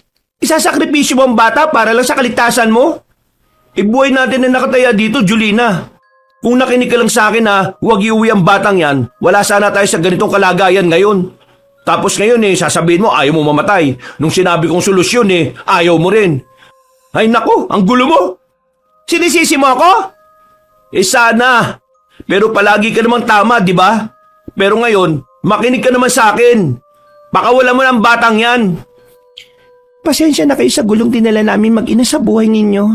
Nagpapasalamat ako ng sobra sa pag-alaga niyo sa anak ko. Pero tama si Marvin. Oh, nakita mo na. Buti siya, naintindihan ako O di magsama kayo. Di kayo na. Sige, magtulungan niyo ako. Kailangan kong ilayo ang anak ko sa inyo. Ayaw kong dahil sa amin ay mapahamak pa kayong mag-asawa. Pasensya na talaga kayo. Sa tingin mo ba ligtas kami kapag umalis kayo? Ang mga swag di ba pagkain ng tingin sa aming mga tao?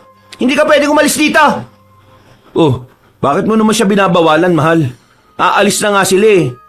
Aatakin pa rin tayo ng mga halimaw na yon kahit wala na sila. Kapag nangyari yon, paano natin sila lalabanan? Wala tayong alam sa mga aswang. Pero kung mananatili siya dito, gagawin natin siyang pananggalang. Hanggat nandito siya sa poder natin, wala siyang magagawa kundi ang ipagtanggol tayo. Marami siyang alam sa mga kauri niya eh. Alam niya kung paano sila talunin. Kaya hindi ka pwedeng umalis, Ivana. Dito ka lang. Wala rin akong lakas para labanan sila. Masyado silang marami. Pasensya na. Di lumabas din ang tunay mong plano. Tatakas ka, iiwan mo kami dito at kukunin mo yung bata. Hayaan mo kaming lapayin ng mga kauri mo. Hindi pwede yun. Marvin, kumuha ka ng lubid. Ano? Bakit? Anong gagawin mo sa lubid? Itatali natin siya para hindi na makatakas. At kung kaligtasan lang din naman ang pag-uusapan, makikipagkasundo ko sa mga aswang na yon. Kapalit ang kaligtasan natin. Ibibigay ko sa kanila mag-ina. Ha? Magandang ideya yan, mahal. Sandali, kukuha na ako ng lubid. Sandali. Huwag mong gawin to sa amin ng anak ko. Papatayin nila kami kapag nakuha nila kami. Pareho lang tayo ng kalagayan sa ngayon. Sige, hindi na ako aalis. Pagtulungan na lang natin na labanan sila. Maniwala ka, hindi ako tatakas. Ay nako, wala na akong tiwala ngayon, Ivana. Nasabi mo na ang pangit mong plano. Paano pa kita pagkakatiwalaan? Hindi nagdalawang isip ang mag-asawa na itali si Ivana. Hindi naman pumalag ang babae. Kinaumagahan, lahat sila ay tahimik. Hindi nagpapansinan pero nagpapakiramdaman. Hanggang sa binasag na ni Marvin ang katahimikan. Hindi mo ba pakakawalan ng babaeng yan? Hindi. Papaliguin mo naman. Di ka ba naaawa sa itsura niyan? Sanay naman siya sa ganyang itsura kasi aswang siya. Sa katatakas lang yan. Palagay ko naman hindi. Kasi kung tatakas siya, sana kagabi pa lang, bago natin itali. Inatake na niya tayo. Pero hindi siya nanlaban eh. Kausapin mo na. Mukha naman payag na siyang maging tagapagtanggol natin mula sa mga kalahi niya. Naisip ko lang na umalis na lang kaya muna tayo dito. Doon muna tayo sa kapatid ko. Hindi pwede. Paano ang bukid?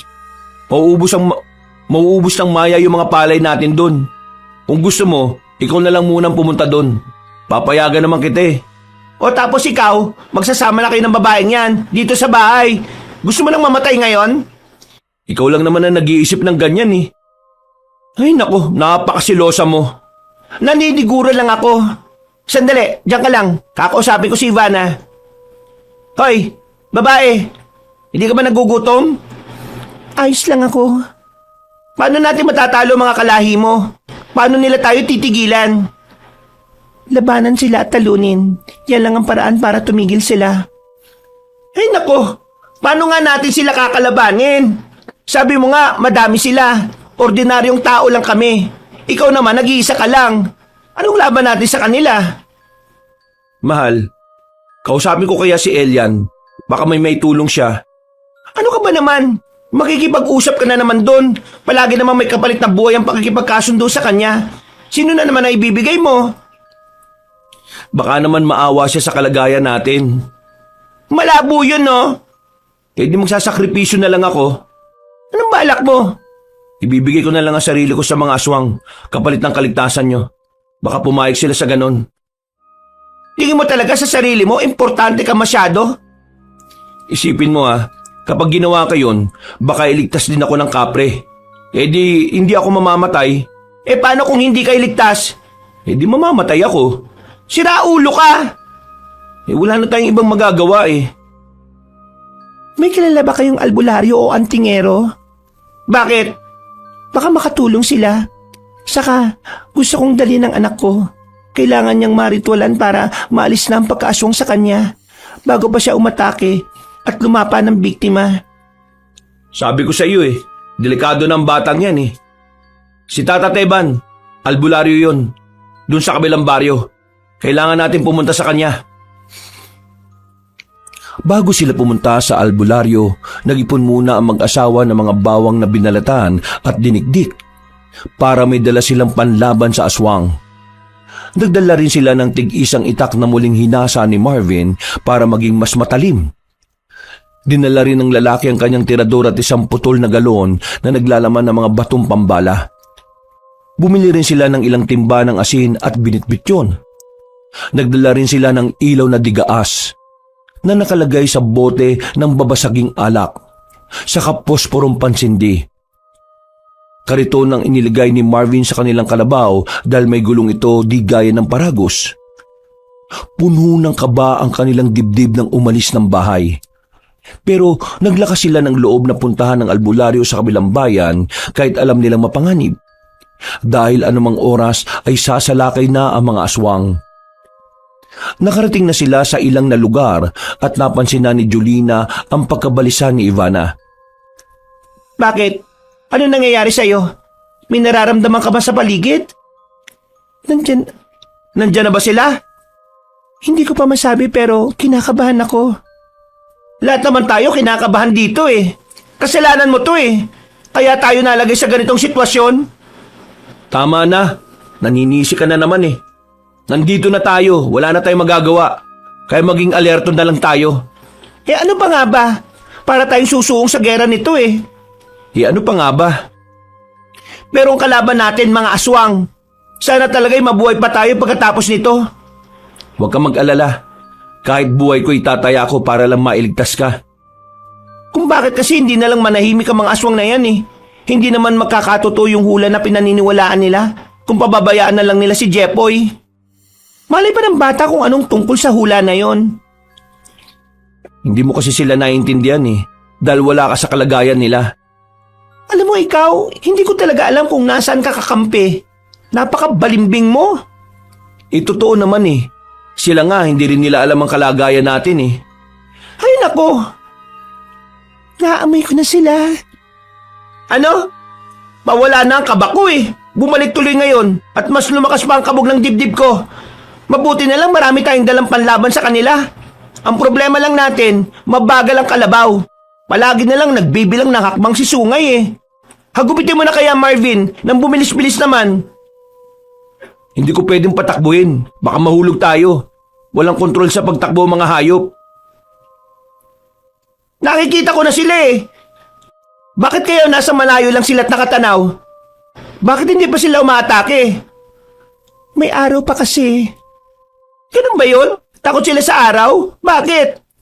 Nakakapanghina at masakit sa balat.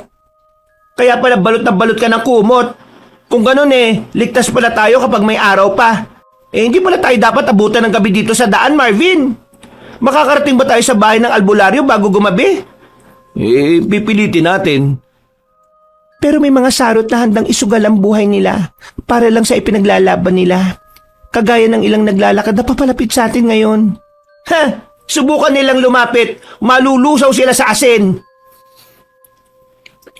Hindi maialis ni Julina ang kanyang paningin sa 5 nilalang na papalapit sa kanila.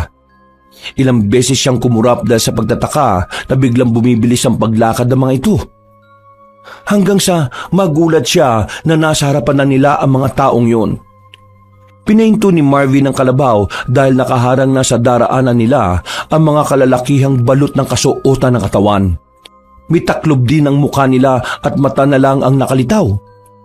Nakailang tanong si Marvin sa mga ito bago siya sagutin. Doon nila nakilala kung sino ang nangunguna sa kanila. Hindi kayo masasaktan kung ibibigay nyo sa amin ang mag-inang sarot. Sa tingin mo maniniwala kami sa salita ng aswang? Wala kayong awa. Mga halang ang kaluluwa nyo. Biyag namin sila kaya umalis kayo sa daraanan namin. Matapang ka. Ano naman ang mapapala nyo kung bibihagin nyo sila? Kukunin lang naman namin sila para patayin. Binibigyan ko lang kayo ng pagkakataon na mailigtas ang buhay ninyo. Wala namang problema sa akin kung pati kayo gusto nyong mamatay. Pwede naman namin kayong ilagay sa aming tiyan. Pabayaan mo na lang kami. Tapusin na natin ang problemang to, pre. Hindi tayo dapat maglaban. Wala kayong alam sa kung ano ang pakay ko sa kanila. Alam na namin ang lahat. Siguro nga'y alam nyo dahil sinabi na ni Ivana. ang dati kong asawa. Pero hindi lahat ay sinabi niya. Marami na siyang kasalanan sa amin na tinakasan lang. May sarili kaming batas at kailangan siyang parusahan. Ikaw ba namumuno sa lahi ninyo? At bakit mo naman tinatanong? Kung ikaw, magagawa mo magdesisyon ngayon para tapusin ang lahat at magkaroon na tayo ng kapayapaan. Kapayapaan? Sa pagitan ng mga sarot at mga tao? Na pagkain lang? Nakakatawa. Ikaw ba'y handang makipag-usap at makipagkasundo sa isang hayop? Kakatayin mo lang ito tiluluto. Bakit ka ba nag-aaksaya na kausapin ng pagkain? Boplax ka pala eh. Kung pagkain ang tingin mo sa amin, bakit mo rin kami kinakausap? Dahil nagsasalita kayo at ang mga hayop ay hindi. Huling pagkakataon, ibibigay niyo sila sa akin at makakaligtas kayo. Ipinapangako kung hindi kayo sasalakayin ng kahit na sino sa amin. Pero hindi naman namin masisiguro ang kaligtasan nila. Huwag na ninyo silang problemahin. Hindi nyo naman kaano-ano yan eh. Wala kayong makukuha dito! Sige, sabi mo yan ha. Mas gusto ko rin itong wala akong iisipin na ipinapangako sa inyo. Mga kasama, atakihin sila! Kunin ang mag-ina ko! Ang mga taong yan, gawin nyo kung anong gusto nyo sa kanila! Hindi mangyayari ang iniisip nyo. Hindi kayo makakalapit. Marvin, patakbuhin mo na ang kalabaw. Umalis na kayo dito. Ako nang balang humarap sa kanila. Ipangako niyong ligtas na makakarating ang anak ko sa albularyo. Ipagamot niyo siya pakiusap. Hayaan niyong mamuhay ng normal ang batang si Jepoy. Kayo nang bala sa kanila. Bakit? Magpapaiwan ka? Oo. Sigurado ka? Oo, umalis na kayo. Dali. Pagkababa ni Ivana, kagad niyang inatake ang mga kalalakihan. Pinalo naman ni Marvin ang kalabaw para patakbuhin ito. Hinabol sila ng ilang lalaki pero pinaulanan naman ni Julina ng asin kaya nagsiatrasyon. Pero hindi tumigil ang mga aswang sa paghabol sa kanila. Kada may lumalapit sa kariton ay kaagad na sinasabuyan yun ng asin at tubig na may dinikdik na bawang. Dahil sa tindi ng galit ng mga aswang at sa pagkatakam nila sa karne ng tao, nagawa nilang magpalit ng anyo bilang sarot. Ang mga aswang na taong lobo, saka sila muling sinalakay. Nahablot ng isa si Marvin at marahas na hinatak. Dahilan para mahulog sa lupa ang lalaki. Mga hayok sa sariwang laman ang mga halimaw kaya hindi nila iniinda ang asin na isinasaboy na Julina. Sigaw siya ng sigaw habang nakikitang pinagkakagat ng mga aswang ang kanyang asawa. Sinindihan niya ang dala niyang gasera na may gaas at saka ibinato sa mga halimaw. Nakakailag lang ang mga ito pero hindi pa rin tinatantanan si Marvin. Paulit-ulit niyang binabato ng mga panlaban na dala nila ang mga aswang. Pero dahil sa galit ng iba sa kanya ay sinugod na rin siya. Maya-maya ay biglang kumulog kasabay ng biglang pag-ihip ng malakas na hangin. Tumilapo ng dalawang sarot na kumakagat kay Marvin. Ang kapal ng mukha niyong tikman ng pagkain ko! Hindi ko kayo mapapatawad! Bakit niyo siya nilawayan?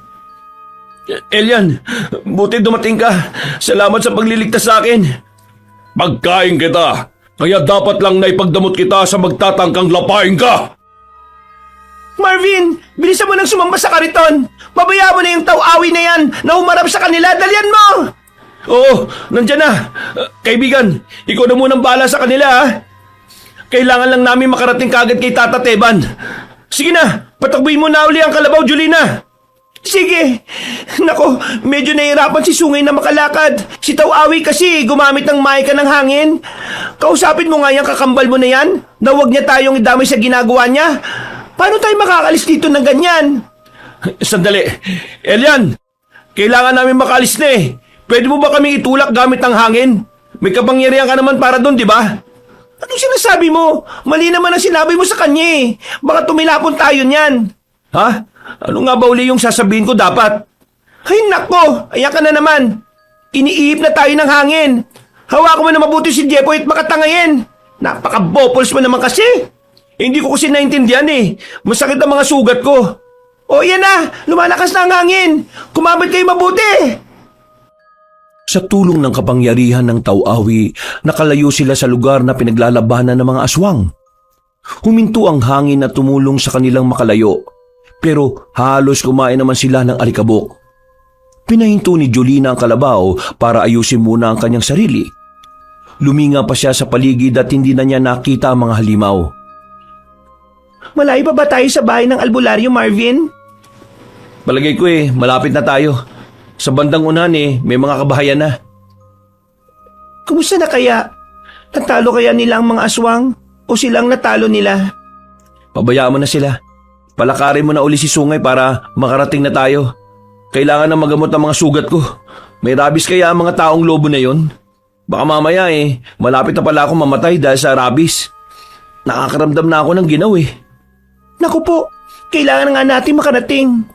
Duwag ka pa naman. Baka mamaya niyan yan pang ikamatay mo.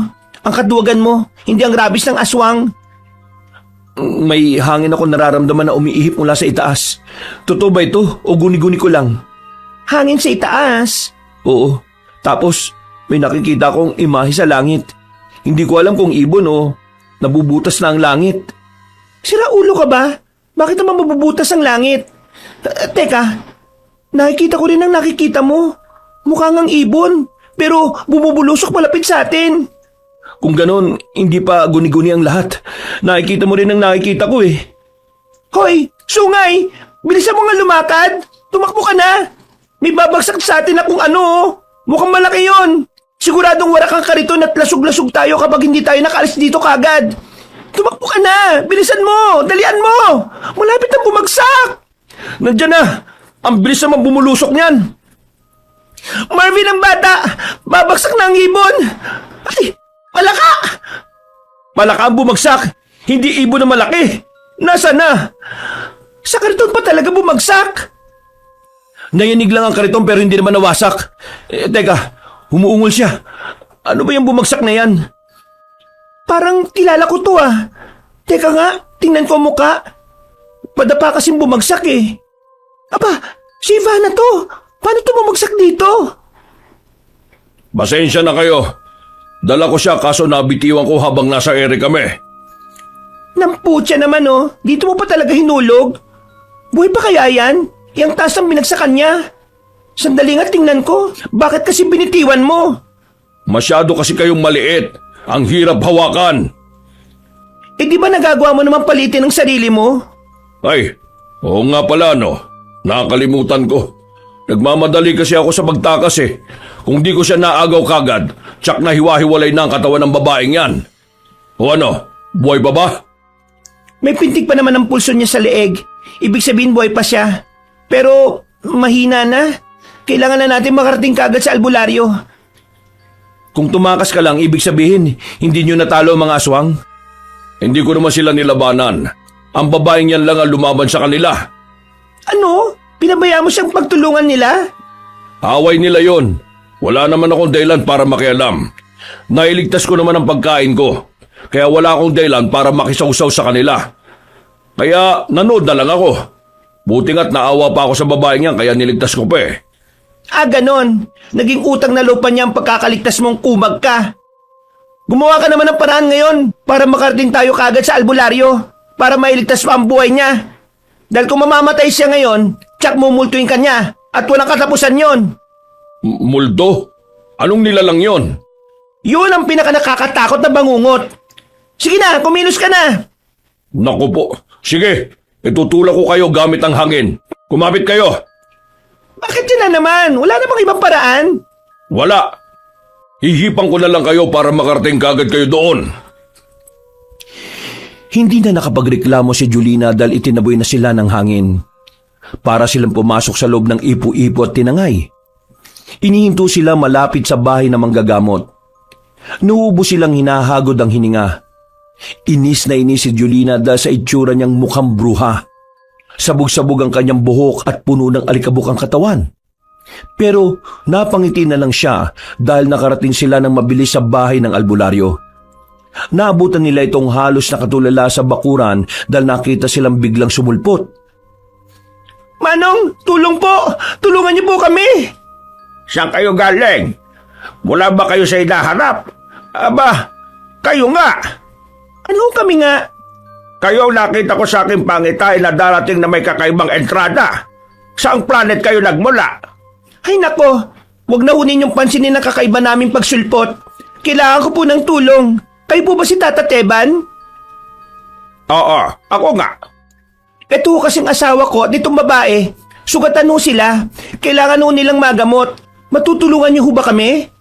Abay, oo naman. Manggagamot ako eh. May kasama pa kayong tau-awi. Buti hindi kayo nilapa. Abay, kumakain ng tao yan. Nakikita niyo ho ang kapre? Hindi naman ako bulag. Sandali, tatawagin ko yung mga anak ko para matulungan kayo sa pagpasok sa bahay. Pagkapasok nila ay kaagad na naghanda ang matandang lalaki ng mga gamit sa panggagamot. Inuna nilang tingnan si Ivana. Pinulsahan niya ito.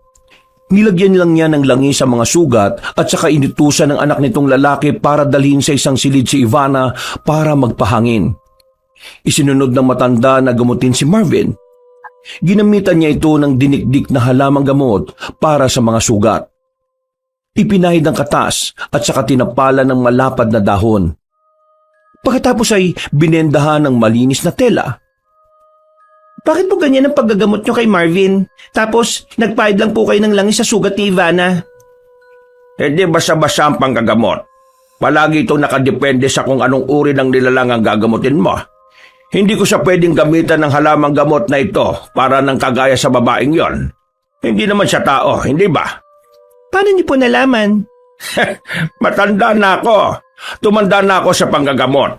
Marami na akong ginamot na iba't ibang nilalang. Ang masasabi ko lang, lahat sila ay nakakamangha. Mabubuhay pa po ba si Ivana? Masyado pong mahina ang pulso niya eh.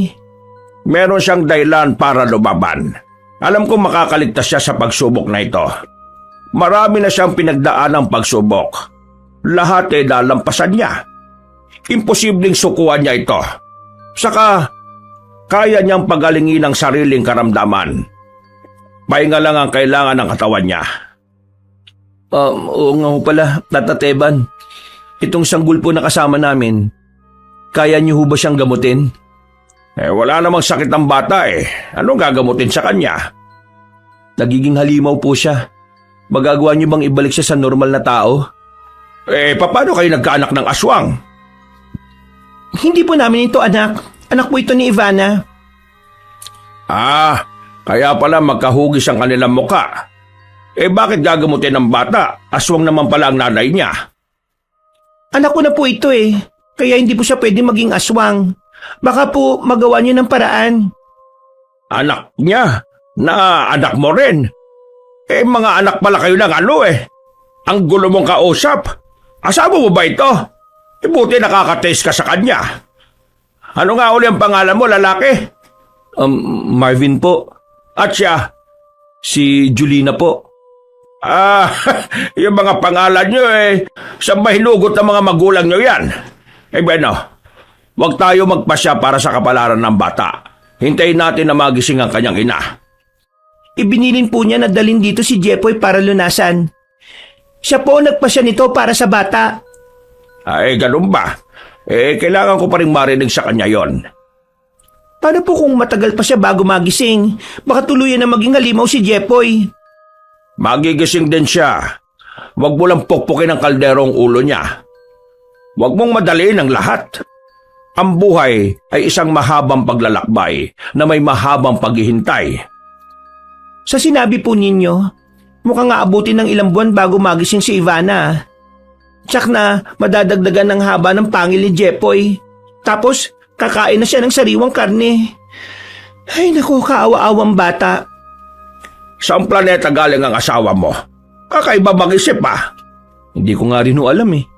Pero sinabi po sa akin ng lola niya ang sikreto sa kanyang pagkatao. Ampun lang daw po siya at napulot lang din siya sa tae ng kalabaw. Ganun ba? Mga sira ulo. Wala na talaga ako naging kakampi. 2 araw ang lumipas bago nagising si Ivana. Nanatili ang mag-asawa sa bahay ng matandang albularyo para sa kanilang kaligtasan. Dahil sa haba ng oras nila roon, naikwento nila sa matanda ang naging pakikipaglaban sa mga aswang. Nalaman din nila na ang bakuran ng bahay ay nababalutan ng engkantasyon at pangontrang dasal laban sa mga masasamang nilalang. Hindi nila nakikita ang bahay at hindi rin nararamdaman ang presensya ng mga taong naroon. Nakakapasok lang ang mga nilalang kung sila ay pahihintulutan. Kagaya ni Elian na pinayagan ng matandang makalabas-masok sa kanilang bahay. Oh, gising ka na pala. Mukhang masaya ang kwentuhan niyo medyo lang. Nasaan tayo? Sa bahay ni Tata Teban. Ang albularyo. Albularyo? Ang anak ko, napagaling na ba niya? Narinig niyo po yun, Tata Teban. Sabi ko naman po sa inyo gusto rin niyang gumaling ang bata. Ayaw niyo kasing maniwala sa akin Ngayon, naniniwala na ako. Magagawa niyo po ba siyang pagalingin? Abay, oo naman. Ritual ang dahilan kaya siya nagsahalimaw. Kaya ritual din ang magtatanggal nun. Sa susunod na araw, kabilugan ng buwan, araw ng Biyernes, isasagawa natin ang ritual kapag ang bilog na buwan ay nasa gitna ng langit. Ang haba ng sinabi. Pwede namang sabihing hating gabi gagawin ang pagdiritual. Ay nako, bakit kaya ganyan makipag-usap ang mga albularyo? Kailangan ba kapag albularyo pag-aralan talaga ang matalinghaga kung mangusap? Marami pong salamat sa tulong niyo, Tata Teban. Tatanawin ko po itong malaking utang na loob. Sige, walang anuman. Dumating ang oras ng pagdiritual. Sa bakuran, nakahanda ang isang siga na may naglalagablab na apoy. Gumawa ng bilog na guhit ang albularyo sa lupa gamit ang inorasyon ng asin. Nakahiga ang bata sa ibabaw ng mesa na nasa gitna ng bilog. Lahat sila ay nakapalibot sa bata habang hawak ang puting kandila na may sindi ng apoy. Kada usal ng dasal ni Tata Teban ay nagbibisig siya ng banal na tubig kay Jepoy. Sa bawat pagtama ng tubig sa bata ay sumasabay ang mabilis na pagsiklab ng apoy na siga. Lumalakas ang hangin na pumapalibot sa kanila na parabang pinapatay ang apoy ng siga pati ang nasa kandilang hawak nila. Panay rin ang iyak ng bata habang unti-unti nitong inilalantad ang anyo niyang sarot. Elian, ayusin mo ang hangin mo Huwag mo munang paihipin. Namamatay ang siga. Saka itong hawak naming kandila. Hindi ako ang may gawa. Bakit ka ba nang bibintang? Ikaw lang naman ang mahangin dito Patalsikin kaya kita para hindi ka nagre-reklamo na nagre-reklamo. Hindi siya ang may gawa ng hangin na yan. Kinukontra ng isinasagawa nilang ritual ang ginagawa natin. Kaya huwag niyong hayaan na mamatay ang apoy sa hawak ninyong kandila. Yung siga, namamatay ang apoy. Hipan mo, Elian, para magliyab ulit. Ngayon naman palautos. Ikaw nga lang kasi ang mahangin dito, Kayang kontrolin ang hangin Gawin mo na, daming reklamo. Oo na, hihipan ko na. Naku po, bakit mo naman nilakasan? Sumiklab tuloy ng malaki. Bala mo ba kaming tustahin? Susunugin mo pa yung bahay ng albularyo Ay, pasensya na. Napalakas ang pag-ihip ko. Pero ang mahalaga, lumakas uli ang apoy. Yung bata! Ano nangyari sa anak ko? Unti-unti nang nagbabagong itsura niya. Nawawala na ang balahibo niya sa katawan. Oo nga, pati ang pangil niya nawawala na rin. Hindi na rin mapula mga mata niya. Gumagaling na po ba siya? Hindi. Ho? Bakit? Wala naman kasi siyang sakit Pero ang sumpa sa kanya, nawawala na. Ay nako, kung hindi lang matanda, dadagukan ko na talaga to. Ilang minuto pa ang lumipas bago tuluyang natapos ang pagdedetwal. Tungtuwa sila dahil tuluyan ang nakawala sa sumpa si Jepoy. Halos pag-agawan ng dalawang babae ang bata. Pero nagpaubaya na lang si Julina dahil alam niyang mas may karapatan si Ivana kay Jepoy. Kinaumagahan habang nag-aalmusal sila, namagitan ang malalim na katahimikan sa dalawang babae. Hanggang sa seryoso nang kinausap ni Ivana si Julina sa bakuran. Malayo sa ibang tao. May sasabihin ka ba? Bakit dito pa sa likod bahay? Masyado mang sikreto yan? Tungkol ito kay Jepoy. Ay nako, alam ko na. Alam kong aabot tayo dito. Alam mo na kagad, ang galing mo namang kumilatis ng tao. Kahit hindi ako ang ina ni Jepoy, naging ina pa rin ako sa kanya. Pero mula nang napulot ko siya, alam kong darating ka at babawiin siya. Nung una, ayaw kong pumayag. Pero tama si Marvin eh. Hindi ko iniluwal ang bata. Hindi ko siya pag-aari. Anak mo siya. Ikaw ang dapat niyang makasama. Pero may isang kondisyon lang ako. Ano yon? Kapag aalis na kayo, yung oras na tulog ako kasi itatabi ko ang itak. Baka mataga kita eh. Pero hindi naman yan ang gusto kong sabihin eh. Ha? Meron pang iba? O sige na, lubos-lubosin mo na. Mukhang huling pagkikita na naman natin to eh. Alagaan mo mabuti si Jepoy Tingnan mo to. Gusto pa akong kuning yaya? Sira ba tuktok mo? Gusto mong magilamos ng asin? Pang-asar ka. Wala akong balak kunin sa'yo si Jepoy. Alam ko magiging mabuti kang ina para sa kanya. Hindi ako karapat-dapat na maging ina. Isa pa, hindi kami magkauri. Gusto kong mamuhay siya bilang normal na tao. Palakihin mo siyang mabuting bata. Ano? Ibig mong sabihin? Oo, ihahabilin ko siya sa'yo. Salamat Kung ganon hindi tayo magtatagaan. Hindi mangyayari yun.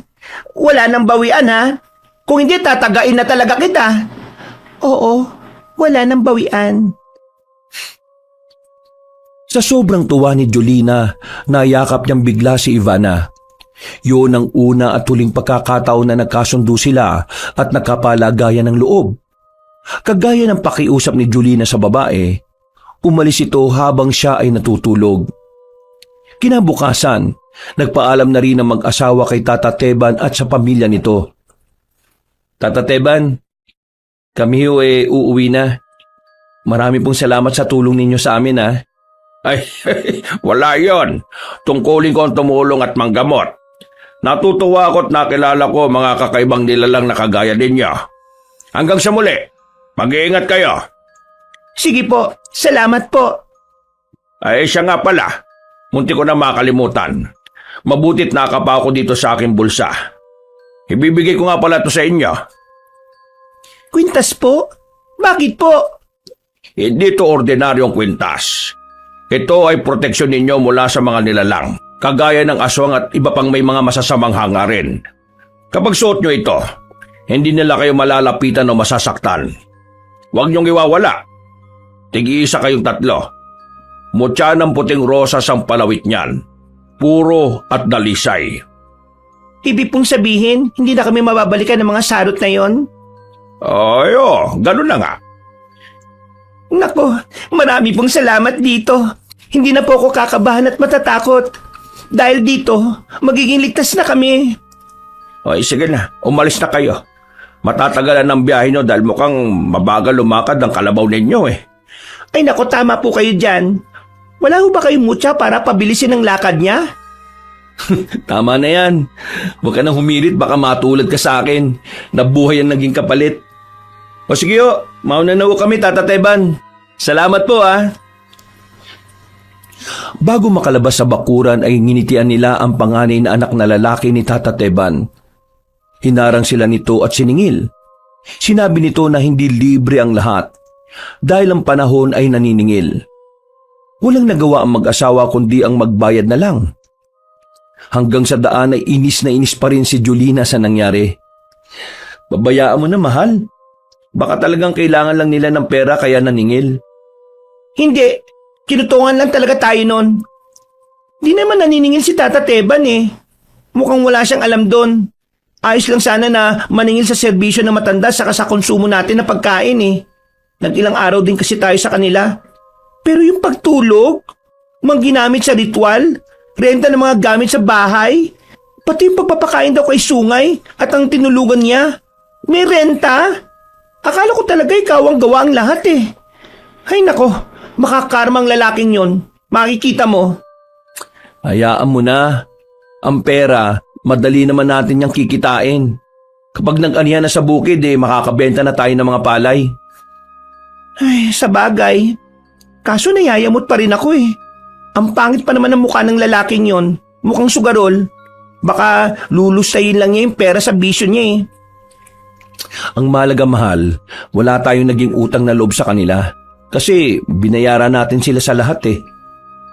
O sige, yan na nga lang ang iisipin ko para mawala ang inis ko. Ang mahalaga rin, hindi na aswang si Jepoy. Hindi na siya mukhang daga na ngangat-ngat ng tiyupon. Ay nako, salamat talaga kay Ivana dahil iniwan niya sa atin ang batang ito. May anak na tayo, Marvin. Talagang anak na rin natin ang batang ito. Oo nga eh. Payag ka na? Kaya ano pa bang magagawa ko? Nandyan na yan. Tsaka tingnan mo, nakakahawi ko na nga yung batang yan eh. Paano ko pa itatakwil yan? Kawig mo na? Parang binabangungot ka yata ah. O baka nagugutom ka na? Sige na, patakbuhin mo na yung si Sungay at na makauwi na tayo kagad. Pagluluto kita ng masarap na pagkain pagka-uwi. Talaga? Oo. Uy, gusto ko yan kapag ganyan. O kaibigan, ipan mo uli kami para makarating kagad kami sa bahay. Anong kapalit? Oh, bakit nandito pa tong kapre na to? Akala ko ba sabi ni Tata Teban, hindi na makakalapit ang masasamang nilalang sa atin. Bakit nandito siya? Aba, hindi ko alam. Kanina pa natin kasama yan eh. Nakasunod lang. Di mo ba napansin? Ay nako, kapag minamalas ka nga naman. Peke yata tong kwintas na binigay niya eh. Baka hindi talaga masamang nilalang si Elian, kaya ganun. Paano mo nasabi? Tsura pa lang yan eh, masama na. Ugali pa kaya? Nainis ang Tau-Awi sa sinabi ni Julina kaya hindi pa sila nito. Dahil doon, nakauwi sila ng bahay sa mabilis na paraan. Wala na silang alam kung bakit hindi na itataboy ng kwinta si Elian samantalang ang ibang nilalang ay hindi na nakakalapit sa kanila. Lalo na ang mga aswang. Mula noon, namuhay na silang masaya at payapa. Nabuo na rin ang pamilyang pinapangharap nila dahil sa pagdating ni Jepoy sa kanilang buhay. Itinaguyod nila ang bata hanggang sa makapagtapos ng pag-aaral at magkaroon ng magandang buhay. Wakas,